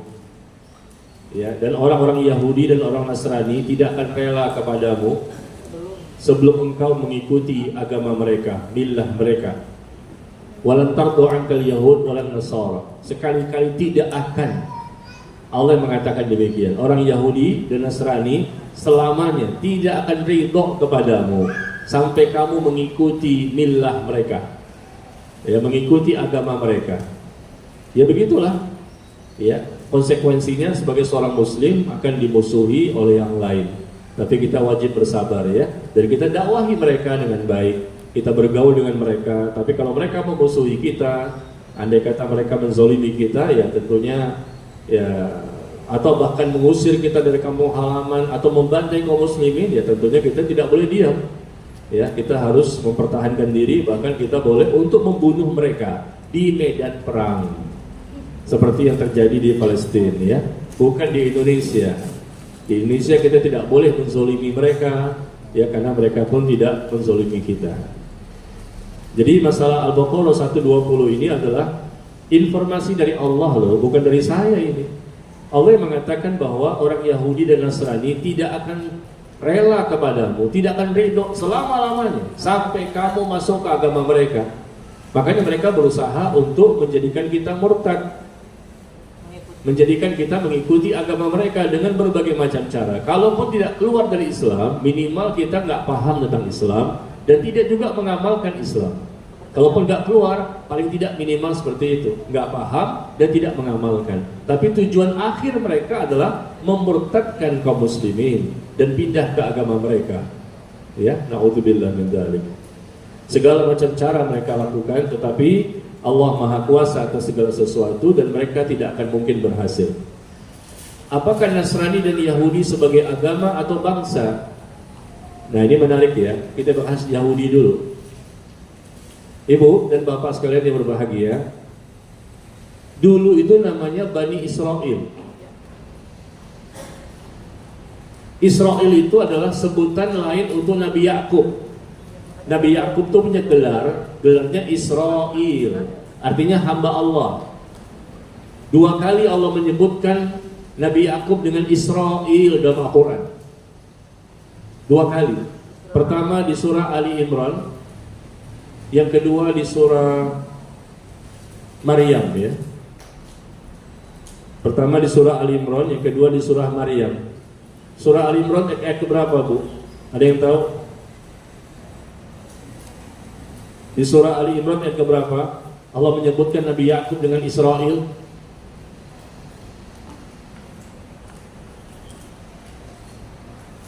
Ntar Ustaz, cari Google dulu. Di surah Ali Imran ayat ke-93. Ayat ke-93, kullu ta'am kana ya illa li bani Israel. Kata Allah, semua makanan itu halal bagi Bani Israel. Halal bagi Bani Israel kecuali makanan yang diharamkan oleh Israel. Ada? Ali Imran 93. Nah, Israel di sini maksudnya Nabi Yakub. Nabi Yakub itu anaknya siapa, Bu? Anaknya Nabi Ishak. Nabi Ishak anaknya siapa? Nabi Ibrahim. Jadi Nabi Yakub itu cucunya Nabi Ibrahim yang mendapatkan gelar namanya Israel. Gelar ini untuk Nabi Yakub, tapi dipakai oleh orang Yahudi menjadi nama negara Israel. Ya, bukan untuk semua orang. Ini gelar khusus dari Allah yang memanggil Nabi Yakub dengan Israel, panggilan kehormatan ini, kemuliaan. Dua kali Allah menyebut Nabi Yakub dengan Israel, tapi sama orang Yahudi dilecehkan menjadi nama negara. Makanya para ulama berfatwa ya jangan kita melaknat Israel. Karena Israel itu sebenarnya nama Nabi Yakub. Kita laknat Yahudi, Zionis. Kita sebut Yahudi Zionis. Ya, jangan kita sebutkan semoga Allah menghancurkan Israel. Israel itu nama Nabi Yakub. Tapi begitulah caranya orang Yahudi, ya. Na'udzubillah min dzalik. Mereka memakai gelar nabi untuk nama negara. Ini pelecehan sebetulnya. Maka kita berdoa itu hati-hati, jangan kita sebutnya dengan Israel ya, tapi sebutlah dengan Yahudi Zionis, ya. Jadi ini sejarahnya. Nabi Yakub memiliki gelar Israel dan keturunan Nabi Yakub namanya Bani Israel. Seperti Nabi Adam. Nabi Adam keturunannya jadi Bani Adam. Nah, keturunan Nabi Yakub namanya Bani Israel. Nabi Yakub punya 12 anak. Salah satunya Nabi Yusuf dan anak-anak yang lain. 12 anak ini membentuk 12 suku.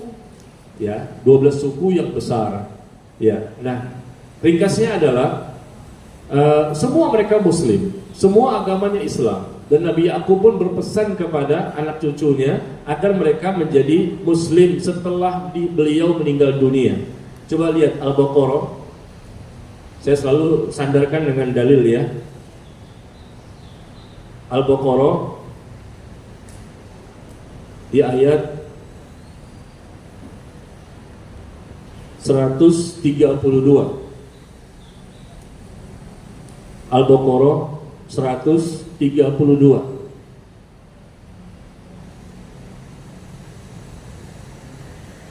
Wassa biha Ibrahim banihi wa Ya'qub ya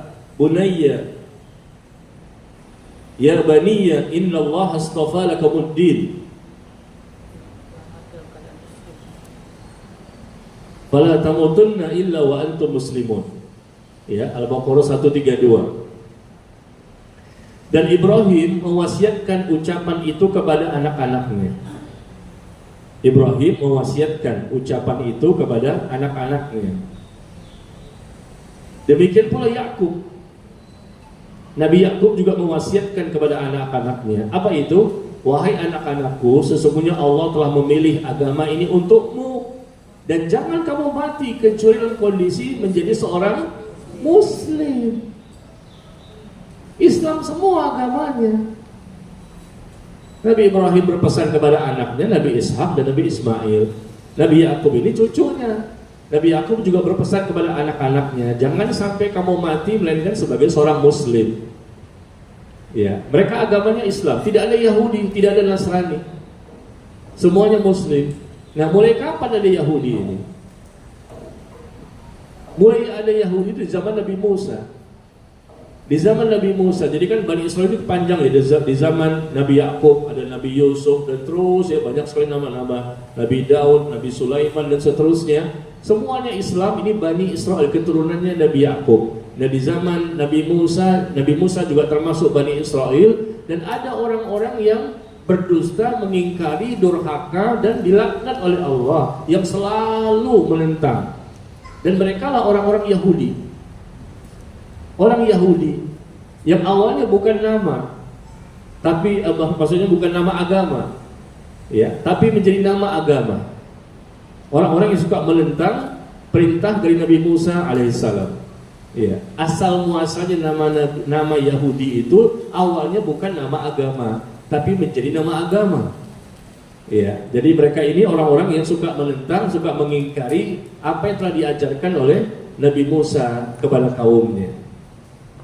Ya, sampai sekarang istilah Yahudi itu untuk mereka sebetulnya ini adalah Bani Israel, keturunan. Allah pun memanggil mereka ya Bani Israel. Ya, wahai Bani Israel, wahai Bani Israel. Banyak dalam Al-Quran Allah menyebut dengan wahai Bani Israel. Allah nggak pernah menyebut orang-orang Yahudi, karena mereka semua orang Bani Israel. Tapi Allah menyebut Yahudi ketika mereka mengingkari Nabi Musa.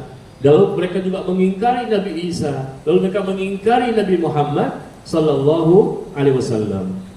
Ya, orang-orang yang dilaknat oleh Allah, terutama yang sekarang ini Yahudi Zionis, karena berkaitan dengan Zionis ya, berkaitan dengan usaha mereka untuk menjajah bangsa Palestina dan menguasai negaranya. Seperti itu Bapak ya, kurang lebih Yahudi itu awalnya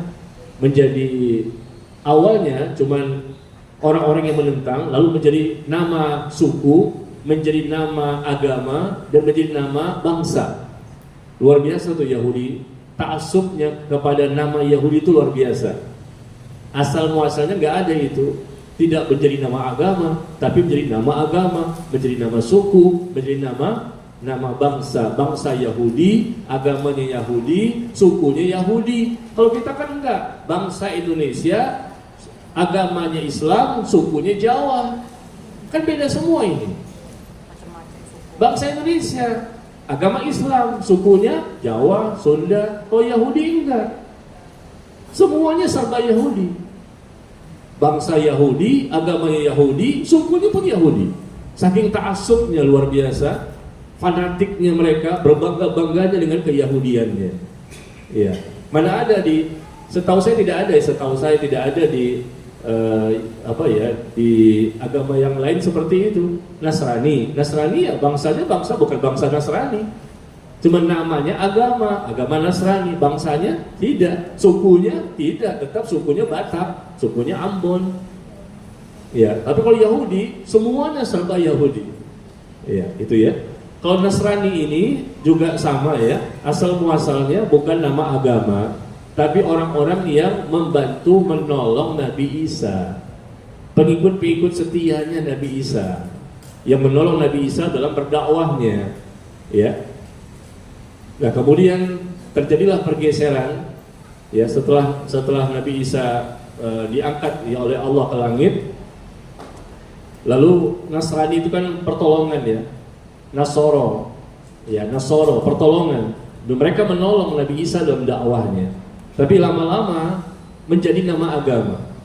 Karena tidak ada, Allah menjelaskan Nabi Isa itu agamanya Kristen. Coba cari di Bible. Dari kitab kita ini kan Al-Fatihah sampai An-Nas. Mereka dari kitab Kejadian sampai kitab Wahyu. Satu saja ayat bahwa Nabi Isa agamanya Kristen. Coba datangkan. Nggak ada. Agama Kristen tidak ada, agama Nasrani tidak ada. Dari mana penamaan ini? Subhanallah. Kalau kita kan bisa buktikan, dalam Al-Quran banyak, di hadis juga banyak, bahwa Rasul membawa nama agama namanya Islam. Allah pun menyebutkan Islam. Bahkan bukan hanya Nabi yang terakhir saja, Nabi Yakub juga, Nabi Ibrahim juga, Nabi Yusuf juga, semua Nabi bahkan agamanya Islam.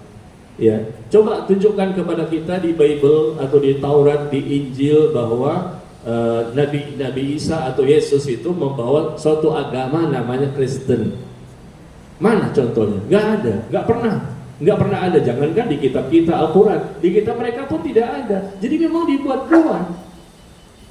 Ya, langsung ya ucapan Nabi Isa atau ucapan Yesus versi mereka gitu. Atau ucapan Allah versi mereka, mana penamaan Kristen yang disebutkan langsung oleh Allah dan Yesusnya. Itulah nama agama, hendaknya kamu mengikuti Kristen, mengikuti Nasrani. Enggak ada, karena di zaman Nabi Isa itu Nabi Isa mendakwakan tentang Islam. Nah ini ya, jadi seperti itu. Ini hanya sebetulnya awalnya Nasrani itu orang-orang yang menolong Nabi Isa dalam dakwahnya, tapi lama-lama menjadi nama agama. Nasrani, lalu berubah lagi jadi Kristen. Ya, Kristen pun macam-macam. Ada Kristen Pantekosta, ada Kristen Katolik, ada Kristen Protestan, ada Bala Keselamatan, ada Saksi Yehova. Apalagi Bu? Ada HKBP. Itu beda-beda gerejanya. Di Bekasi itu ada tuh, di Bekasi sebelah-sebelahan. Ini Kristen Pantekosta, gerejanya ini. Sebelahnya lagi Kristen Katolik, sebelahnya lagi Kristen Protestan. Jangan salah masuk. Gerejanya beda, kitab sucinya beda, pemahamannya beda. Sama-sama Kristen, tapi beda. Ada lagi Saksi Yehova, Bala Keselamatan, ada lagi Advent. Banyak. Kalau kita, maaf ya, di Indonesia organisasi Muhammadiyah NU, kita bisa masuk masjidnya, bisa sholat kok bersama-sama. Yang jadi imam orang NU, kita Muhammadiyah bisa. Yang jadi imam Muhammadiyah, kita NU bisa. Masjidnya bisa, meskipun ada organisasi saja yang berbeda. Ya, ada pemahaman sedikit juga berbeda. Tapi kan agama sama, masjidnya sama, bisa kita pakai. Tapi kalau mereka enggak, kita Al-Qurannya sama, hadisnya sama, cuma cara memahaminya berbeda. Kalau mereka kitab suci pun berbeda. Iya, apa nggak bingung tuh? Ya, baik. Wallahu a'lam bishawab.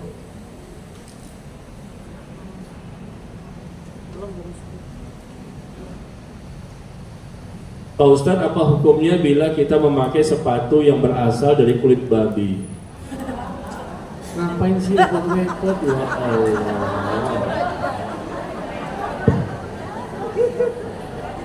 Kayak nggak punya kerjaan ya? Kan masih banyak kulit yang lain. Kenapa pakai kulit babi itu sepatu? Ibu nggak ngebayangin tuh pakai sepatunya langsung kebayang wajahnya. Kebayang nggak wajah babi itu? Ya jangan ya, dihindari. Karena menurut pendapat yang saya anggap lebih kuat, ya babi itu kan najis, ya nggak boleh dimakan dan tidak boleh dimanfaatkan, ya tidak boleh dimanfaatkan untuk seperti ini ya. Boleh dimakan kalau memang kebutuhan sangat terdesak, kepepet demi keselamatan jiwa, di hutan nggak ada makanan sama sekali, terpaksa darurat demi untuk keselamatan jiwa, boleh mengkonsumsi babi sedikit ya. Setelah itu melanjutkan lagi perjalanan, cari lgai makanan yang lain, terpaksa boleh darurat ya. Ini bukan darurat dipakai kulit sapi, kulit babi ya. Ini bukan makanan memang, cuma memakai untuk sepatu ya. Maka dihindari, karena memang ulama banyak yang berfatwa babi itu adalah najis ya. Maka tidak boleh dimanfaatkan untuk apapun ya. Maka dihindari.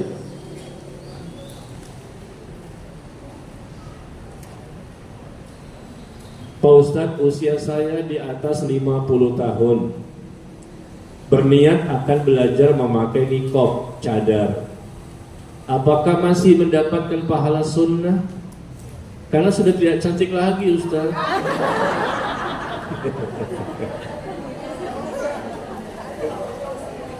Masa sih? Di atas 50 tahun memang gak cantik?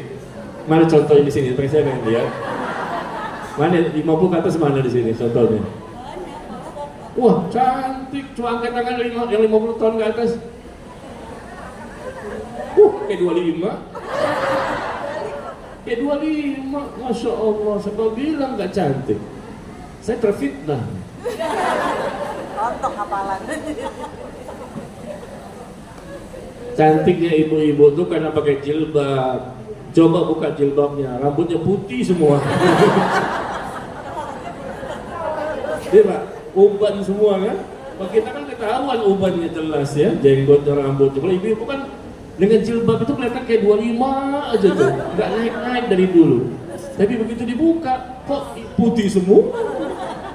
Ternyata 80 tahun. Jadi karena saya sudah tidak cantik lagi, maka sudah tidak perlu ditutup lagi wajahnya. Perlu dipahami ya bahwa pakai cadar itu tidak wajib. Bagi yang mau silahkan, bagi yang tidak mau juga nggak masalah. Tetapi dianjurkan bagi yang memang memiliki kecantikan di atas rata-rata. Di sini kan rata-rata kan, di atas rata-rata lah. Ini kan yang hadir Pak, ibu-ibu di atas rata-rata kecantikannya. Nah kalau mau pakai silahkan, lebih baik ya. Ya lebih baik, tapi kalau memang di bawah rata-rata, ya nggak usah pakai, nggak apa-apa. Jadi bukan wajib, tapi memang dianjurkan saja untuk menghindari fitnah, ya, menghindari fitnah, terutama yang masih muda atau yang masih cantik, ya. Subhanallah, sekali ngelihat bisa pingsan. Nah itu hendaknya pakai saja cadarnya ya. Tapi kalau memang kita merasa kata kita kan, kata orang, kata kita udah gak cantik, kata orang bisa jadi cantik, belum tentu juga kan. Kayak tadi contohnya tuh ibu yang 50, saya lihat 25, iya masih cantik juga. Jadi bisa, kalau mau pakai lebih baik. Intinya itu, ketika kita berhadapan dengan yang bukan mahram ya, sebaiknya demikian. Jadi fleksibel Bu, orang yang mengatakan satu cantik bisa jadi orang lain mengatakan tidak cantik. Tetapi kalau memang lebih banyak mengatakan cantik, sebaiknya dipakai ya. Bukan haram ketika dibuka, tidak, tapi lebih baik saja. Dan itu tidak wajib. Yang kedua, apakah hadisnya sahih tentang tidak diwajibkannya berhijab bagi perempuan yang sudah tua? Apakah hadisnya sahih tentang tidak diwajibkan berhijab bagi perempuan yang sudah tua? Berhijab tetap harus ada. Dan itu bukan hadis, dalam Al-Quran juga ada. Bagi wanita tetap berhijab sampai mereka mati. Berhijab itu artinya menutupi aurat. Bukan berarti sudah tua, berarti auratnya boleh dibuka. Dari mana dalilnya? Dari mana dalilnya bahwa wanita yang sudah tua boleh dibuka auratnya? Nggak ada. Tetap juga harus ditutup hijabnya, ditutup auratnya. Ya, beda dengan cadar tadi. Cadar itu fleksibel, bagi yang mau silahkan. Tapi kalau hijab nggak bisa ditoleransi ketika berhadapan dengan laki-laki yang bukan mahram, maka tetap tertutup. Ya, tidak boleh dibukalah jilbabnya, dibukalah bajunya, ketua ini. Ya nggak boleh. Saya tuh 70 Pak Ustadz, maka saya pakai daster aja lah. Daster yang kebelah di sini juga kelihatan. Ya nggak boleh. Tetap tutup auratnya. Nggak boleh ya, karena memang kewajiban berhijab berjilbab itu bagi wanita sampai mati ketika di hadapan laki-laki yang bukan mahram ya. Dan adapun dalam Al-Quran di mana Bu ayatnya? Ibu tahu nggak? Ketika Allah mengatakan bagi wanita yang sudah tua boleh membuka pakaian luarnya, mungkin ini nih. Iya, jadi salah paham ya. Di mana ayatnya? Siapa angkat tangan jarinya? An-Nur 60, Ibu ya, betul. Barakallahu fiik. Betul. Ini cara pemahaman yang keliru. Surah An-Nur ayat ke-60. Coba kita buka sama-sama. Surah An-Nur ayat ke-60 dipahami oleh sebagian orang ini berarti orang tua boleh membuka hijabnya.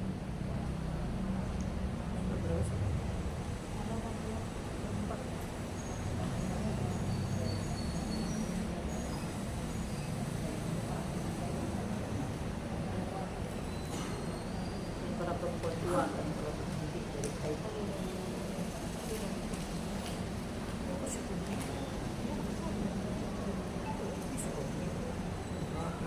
Iya, An-Nur 60 ya. Wal qawaidu minan nisa. Dan bagi para wanita yang sudah tua, yang telah berhenti dari haid dan mengandung, yang tidak ingin menikah lagi, maka tidak ada dosa baginya menanggalkan pakaian luar mereka dengan tidak bermaksud menampakkan perhiasan, tetapi memelihara kehormatan adalah lebih baik. Nah, ini dipahami. Karena disebut oleh Allah bagi wanita yang sudah tua yang telah berhenti dari haid dan tidak lagi hamil dan tidak lagi melahirkan ya, yang tidak ingin menikah lagi, maka tidak ada dosa baginya menanggalkan pakaian luar mereka. Ya, ingat kalimatnya, menanggalkan pakaian luar mereka dengan tidak bermaksud menampakkan perhiasan. Pakaian luarnya yang dibuka boleh, tapi bukan buka hijab. Artinya apa? Kita lihat tafsir dari para ulama bagaimana cara berpakaian para wanita di zaman itu. Di zaman itu Bu, mereka memakai pakaian sudah tutup aurat, lalu mereka memiliki pakaian luar namanya abaya. Pakaian luar namanya abaya. Begitu dibuka abaya ini tetap dengan pakaian aslinya tertutup aurat. Double gitu loh, double. Kebiasaan masyarakat di sana tuh memakai pakaian double. Sudah memakai pakaian yang sudah tutup aurat, lalu memakai lagi pakaian luar. Pakaian luar. Kalau di sini kan kita nggak terbiasa ya. Ibu seperti ini saja, satu pakaian cukup. Di sana memakai bahkan bisa jadi 3 pakaian atau 2 pakaian. Ya, double. Apalagi musim dingin. Seperti itu. Jadi pakaian luarnya itu dibuka bukan berarti langsung telanjang. Pakaian luar dibuka, ada pakaian kedua, itu tertutup auratnya. Dan bagi wanita Yang sudah tua boleh membuka pakaian luar mereka, pakaian yang paling depan dibuka. Jadi cukup jangan pakaian yang satu tadi seperti ibu di sini. Nah gitu ya. Tapi kalau yang masih muda, ya menurut kebiasaan mereka ya di sana dengan pakaian seperti ibu ini, mereka biasa memakai lagi pakaian luar double karena memang mungkin musim dingin atau mungkin banyak sekali angin yang sangat kencang yang mudah sekali mengangkat pakaiannya, jadi mereka doublekan seperti itu. Pakaian luarnya saja, bukan dengan seperti ibu ini satu-satunya itu pun dibuka juga. Ya Allah, ini kan salah kaprah namanya. Nah ini selalu digunakan ini ayat ini bagi wanita yang sudah tua. Lalu kita tanya yang tua itu berapa usianya? Berapa sih? Itu juga masih belum sepakat kan? Di sini dikatakan sudah berhenti dari haid, tidak ingin lagi menikah. Padahal berhenti dari haid itu biasanya sekitar berapa Bu? 50-an ya? 55. Ya, 50-an mungkin sudah berhenti dari haid, tidak ingin menikah lagi. Maka tidak dosa menampakkan, tidak ada dosa menanggalkan pakaian luar. Ya, karena memang pada waktu itu bisa jadi kan kurang barangkali ya, kurang menarik lagi, sudah tua, keriput sudah banyak. Ya, silakan saja. Tapi bagi yang masih muda, menurut kebiasaan masyarakat budaya di sana pada waktu itu dan sampai hari ini juga masih ada, orang-orang Arab itu suka memakai pakaian yang double. Ya, bahkan saat ini sampai 3. Kalau ibu-ibu pengen tahu, sampai 3 pakaian luar, terus pakaian seperti ibu, dalamnya ada lagi pakaian yang dipakai untuk di rumah. Tahunya gimana? Ketika keluarga saya bersilaturahmi dengan orang-orang Arab di sana, kita punya teman, punya keluarga di sana ya. Di luar itu mereka memakai pakaian yang di luar itu abaya itu. Nah kemudian mereka buka kemudian kata istri saya, bukan saya kan saya nggak lihat Bu. Kata istri atau kata yang ibu saya atau yang lain-lain, ketika mereka bersama mereka itu pakaian depannya pakai abaya, dibukalah pakaian itu, tinggal pakaian seperti ibu. Nanti begitu masuk rumah nggak ada orang sesama perempuan, mereka buka lagi pakaian yang ibu ini, cukup dengan pakaian yang ada di dalamnya lagi, dengan pakaian yang terbuka. Artinya kan sesama perempuan kan, jadi mereka merasa kalau dengan pakaian seperti ini kan mungkin panas dalam rumah, maka mereka buka lagi dengan pakaian yang ada di dalam seperti daster atau dengan pakaian yang lain misalnya. Jadi sampai 3 itu sampai hari ini masih ada kebiasaan mereka ya. Jadi jangan punya pemahaman bahwa ini berarti bolehlah dibuka jilbabnya, dibuka hijabnya, nggak boleh. Tetap tertutup aurat ketika berhadapan dengan laki-laki yang bukan mahram. Nah tadi ibu yang menjawab An-Nur ayat 60 saya berikan hadiah. Alhamdulillah. Ini apa nih Bu? Baju ya? Oh, baju koko. Berarti ibu dapatnya ini nih, tas. Mau tas Bu? Ini tas. Mau ya? Silakan Bu. Nah, dalamnya kayaknya ada duitnya nih.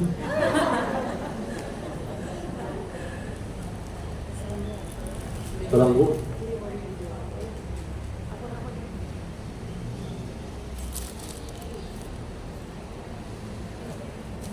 Alhamdulillah ya, bisa tunjuk tadi An-Nur 60. Alhamdulillah, jadi kita lebih gampang untuk memberikan pemahaman. Iya. Pertanyaan sudah habis. Tapi hadiah masih ada nih, baju koko Pak. Masya Allah, bajunya bagus nih, Syamil. Berarti untuk bawa apa ini? Gimana Bu? Panitia boleh tanya langsung Pak. Boleh. Pak Ustadz. Silakan. Saya di luar tema. Pakai mic lah Bu.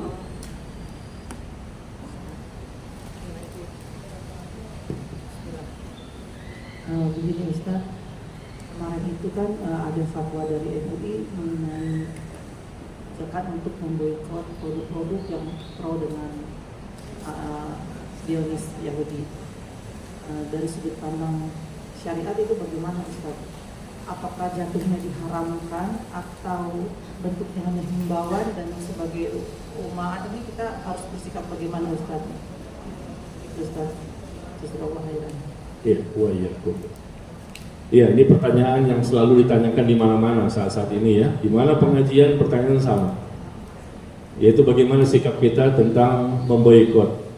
Ada fatwa dari MUI kan, memboikot produk-produk Yahudi Zionis ya, dalam rangka untuk menjadikan mereka kekurangan dana ya untuk membantai kaum muslimin yang ada di Palestina. Dan ini terbukti sudah, alhamdulillah. Kita baca berita tadi malam juga, ada sekitar yang saya baca ya, benar-benar benar 180 triliun kerugian mereka saat ini. 180 triliun setelah diadakan pemboikotan. Padahal belum semua kaum muslimin yang memboikot. Belum semua kan. Kadang-kadang kita juga masih punya stok di rumah. Ya kan? Masih punya stok di rumah. Dan kita juga belum mulai pemboikotan. Cuma ada niat nantilah kalau udah stok udah habis, barangkali kita pindah ke produk yang lain. Belum semua, tapi ini kan sudah di mana-mana ya gaungnya itu pemboikotan, mereka sudah rugi 180 triliun. Bagaimana kalau Bu, Bapak 2 miliar kurang lebih katanya konon hari ini 2 miliar kaum muslimin di dunia ini, andai kata semuanya serempak sepakat semuanya memboikot. Ini belum semuanya, sudah 180 triliun. Dan hari ini yang saya baca beritanya, karena tiap hari kita update ya, mereka sudah kesulitan, kehabisan dana untuk berperang. Kalau tidak ada bantuan dari negara-negara lain, mereka udah kolaps. Karena mereka sudah banyak habis senjata mereka ya, dimusnahkan oleh pasukan atau kaum muslimin yang ada di sana. Alhamdulillah dengan pertolongan Allah.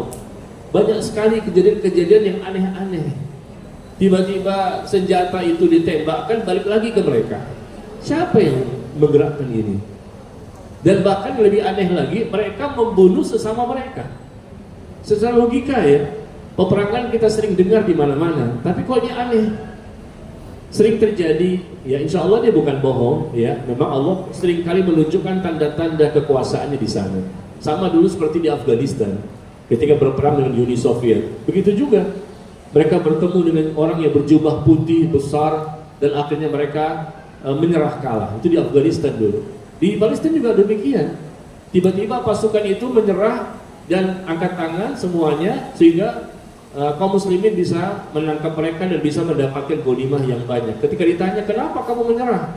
Karena kami sudah berhadapan dengan pasukan berjubah putih. Kaum muslimin gak lihat, tapi orang-orang kafir melihat. Di depan mereka sudah banyak sekali pasukan dan akan bisa menangkap mereka. Dan mereka sebetulnya lebih kuat dibandingkan kaum muslimin, jumlahnya sedikit.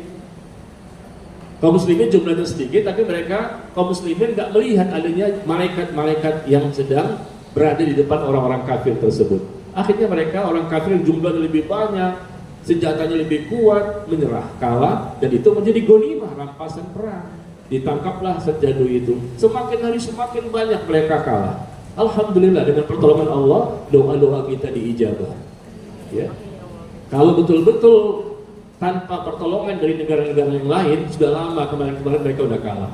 Tapi karena bantuan dari negara lain yang mensuplai terus, ya akhirnya mereka masih bisa bertahan sampai hari ini meskipun kerugiannya sudah begitu banyak, 180 triliun. Itu baru hasil pemboikotan, belum lagi yang lain. Maka hukumnya wajib kita memboikot, karena itulah yang bisa kita lakukan. Ya, kita nggak bisa berperang di sana, kita hanya bisa berdoa. Kita hanya bisa memberikan infak, dan mungkin yang ketiga, boikot. Para ulama sudah berfatwa, ulama-ulama sunnah sudah berfatwa untuk kita juga memboikot, tetapi tidak semua barang yang bisa kita boikot. Yang kita bisa boikot, kita boikot, ganti dengan barang yang lain. Misalnya apa? Kentucky Fried Chicken. Nah, misalnya makanlah rumah makan Padang kan begitu. Ada alternatif. Apalagi Bu? Sabana. Apa tuh? Ya versi kita apa? Ayam sabana. Ya pokoknya mirip-mirip Kentucky lah gitu, banyak sekali sabana atau apa, ya banyak sekali yang mirip seperti itu bisa. Nah, itu sebetulnya jangan dimakan, jangan dibeli sebagai upaya kita untuk memboikot mereka. Ini hasil bentuk cinta kita kepada kaum muslimin di sana. Kita akan menolong mereka dengan apa yang bisa kita lakukan saat ini. Begitu ya. Nggak boleh kita nggak berikan kontribusi, harus ada. bukan doa saja atau infak. Pemboikotan ini juga bermanfaat agar orang Yahudi ini tidak bisa lagi untuk bergerak roda senjatanya, ya, untuk bisa memerangi atau membantai kaum muslimin. Mudah-mudahan, ya, di antara mungkin doa, mungkin infak atau diboikot. Tapi sekali lagi Bapak Ibu, tidak bisa semuanya barang kita boikot. Karena ada barang-barang tertentu yang kita tidak punya pilihan yang lain. Memang ini produk mereka dan kita sangat butuh. Contohnya apa? Komputer, medsos, ya, handphone, medsos, ya. sosial media, kan milik mereka. Kalau kita nggak mau pakai, berarti nggak ada Instagram, nggak ada pakai Facebook, nggak pakai YouTube, kan punya mereka. Nah, kita masih pakai, nggak masalah. Karena memang kita nggak ada pilihan yang lain dan kita gunakan untuk kaum muslimin. Kita gunakan untuk membantu kaum muslimin dengan cara kita bisa memanfaatkan sosial media mereka ini. Adanya YouTube, kita bisa share artikel tentang dakwah, artikel tentang informasi bagaimana kaum muslimin.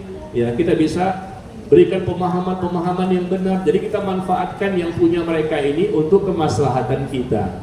Kalau betul-betul kita tolak, berarti kita gimana? Nggak main Instagram, nggak ada Facebook, nggak ada YouTube, handphone pun dari mereka juga, semikonduktornya itu dari mereka juga. Nah, hal seperti ini boleh, nggak masalah, karena kita nggak punya pilihan yang lain, sedangkan handphone sangat kita butuhkan, bahkan untuk dakwah pun sangat dibutuhkan. Ya, seperti itu. Jadi kalau ada hal-hal tertentu yang memang tidak ada alternatif, maka terpaksa, karena kita lemah, kita nggak punya kekuatan untuk bisa berdiri sendiri, karena masih produk mereka ini semuanya. Ya, tetapi kalau sudah masuk makanan, minuman, oh banyak pilihan, ya, banyak sekali. Makanya kita lihat tuh kan di sosial media ya, makanan apa saja, minuman apa saja, atau mungkin produk sabun, barangkali sampo, barangkali baju atau apa, itu bisa kita hilangkan semua, kita pilih yang produk kita, bisa. Itu sebagai upaya kita, sebagai bentuk cinta kita dan kontribusi kita untuk bisa membantu kaum muslimin di Palestina. Tapi sekali lagi, kalau pada item-item tertentu, barang-barang tertentu yang memang tidak ada pilihan yang lain, dan itu kita sangat butuhkan untuk kita dan kaum muslimin, untuk kemaslahatan kita dan kemaslahatan dakwah, maka terpaksa kita masih gunakan. Tapi dengan kita memboikot dari makanan, minuman, dan selain-lain itu, dari sampo, dari sabun, segala macam, itu saja sudah membuat mereka banyak sekali kerugiannya. Kita merasa rugi dari sisi mana? Banyaknya kaum muslimin yang dibunuh. Mereka juga banyak yang dibunuh, tambah lagi kerugian harta. Sisi harta mereka banyak sekali kerugian mereka. Sampai-sampai mereka sulit untuk melanjutkan peperangan dengan kaum muslimin di sana. Akhirnya mereka minta bantuan kepada negara yang lain. Nah, jadi kuat juga ternyata itu. Apalagi Bu, Masya Allah, belum selesai saya ngomong udah kuat-kuat begini. Masalahnya adalah kaum muslimin belum bersatu. Masih ada yang mau memboikot, ada yang nggak mau. Ya, ini jadi masalah. Kalau 2 miliar ini bersatu, habis mereka. Ya, itu yang pertama. Yang kedua, ketika mereka berperang, kita bicara apa adanya ya. Ketika mereka berperang, butuh nggak bahan bakar? Bahan bakar untuk bisa berperang butuh. Yang mensuplai bahan bakarnya negeri-negeri Islam. Coba di-cut. Jangan sampai mereka punya bahan bakar, makan kan dekat tengah-tengah, di kanan, atas, bawah, kiri, semuanya mereka dilingkungi oleh negara-negara Islam kan. Kalau sepakat semuanya tidak mau memasok kebutuhan hidup mereka sehari-hari, habis mereka miskin. Sekarang bahan bakarnya masih dipasok, minyaknya masih dipasok oleh siapa? Dari negara Muslim juga. Bayangkan negara Muslim masih memasok bahan bakarnya ke sana. Akhirnya jadi modal untuk maju dan membunuh kaum muslimin. Coba sekarang di-cut, diboikot, tidak mengirim lagi bahan bakar, tidak mengirim lagi bahan makanan, tidak dikirim lagi gas dari Yordan, ya, dari Turki, dari ini. Akhirnya apa? Mereka nggak punya apa-apa. Mudah-mudahan dengan demikian mereka berhenti. Nah, sekarang belum kompak. Karena kalau stop itu kan nanti ada fulusnya nggak dapet. Seharusnya nggak apa-apa berkorban untuk kaum muslimin di Palestina. Ya kita alihkan kepada negara yang lain yang mau membeli bahan bakar. Ya, jadi masih begitu Bu kalau kita bicara belum kompaknya kaum muslimin dan masih memasok produk-produk untuk mereka. Di antaranya yang mereka butuhkan saat ini adalah bahan bakarnya itu minyak. Dan begitu minyak di stop, insya Allah perang pun berhenti. Ya, karena mereka tidak punya lagi bahan bakar atau minyak untuk bisa berperang. Karena itu kan sebagai modal ya. Ya demikian. Jadi karena kurang kompak saja. Tapi kalau kita kompak, insya Allah mudah-mudahan sangat besar manfaatnya untuk bisa memberhentikan peperangan sehingga kaum muslimin tidak lagi dibantai dan dibunuh oleh mereka. Kalau kita betul-betul perang, ya kita belum kuat, kita masih lemah. Ya makanya kita lakukan cara-cara yang lain yang bisa kita lakukan dengan doa, infak dan pemboikotan. Sekali lagi ada dua Bu caranya. Kalau pemerintah sudah mewajibkan, andai kata ya pemerintah kita ini, Bapak Jokowi mengatakan wajib hukumnya bagi setiap warga negara untuk memboikot produk Yahudi, maka setiap warga negara wajib mentaati pemimpinnya. Andai kata pemimpin mengatakan demikian, setiap bangsa Indonesia, rakyat Indonesia wajib memboikot. Ini perintah dari pemimpin langsung, pemerintah ya, maka wajib setiap warga negara untuk memboikot. Tapi kalau tidak ada perintah dari pemerintah, maka dikembalikan kepada masing-masing warga negara. Yang mau boikot silahkan, ya ketika memang dia bisa lakukan pada item-item tertentu.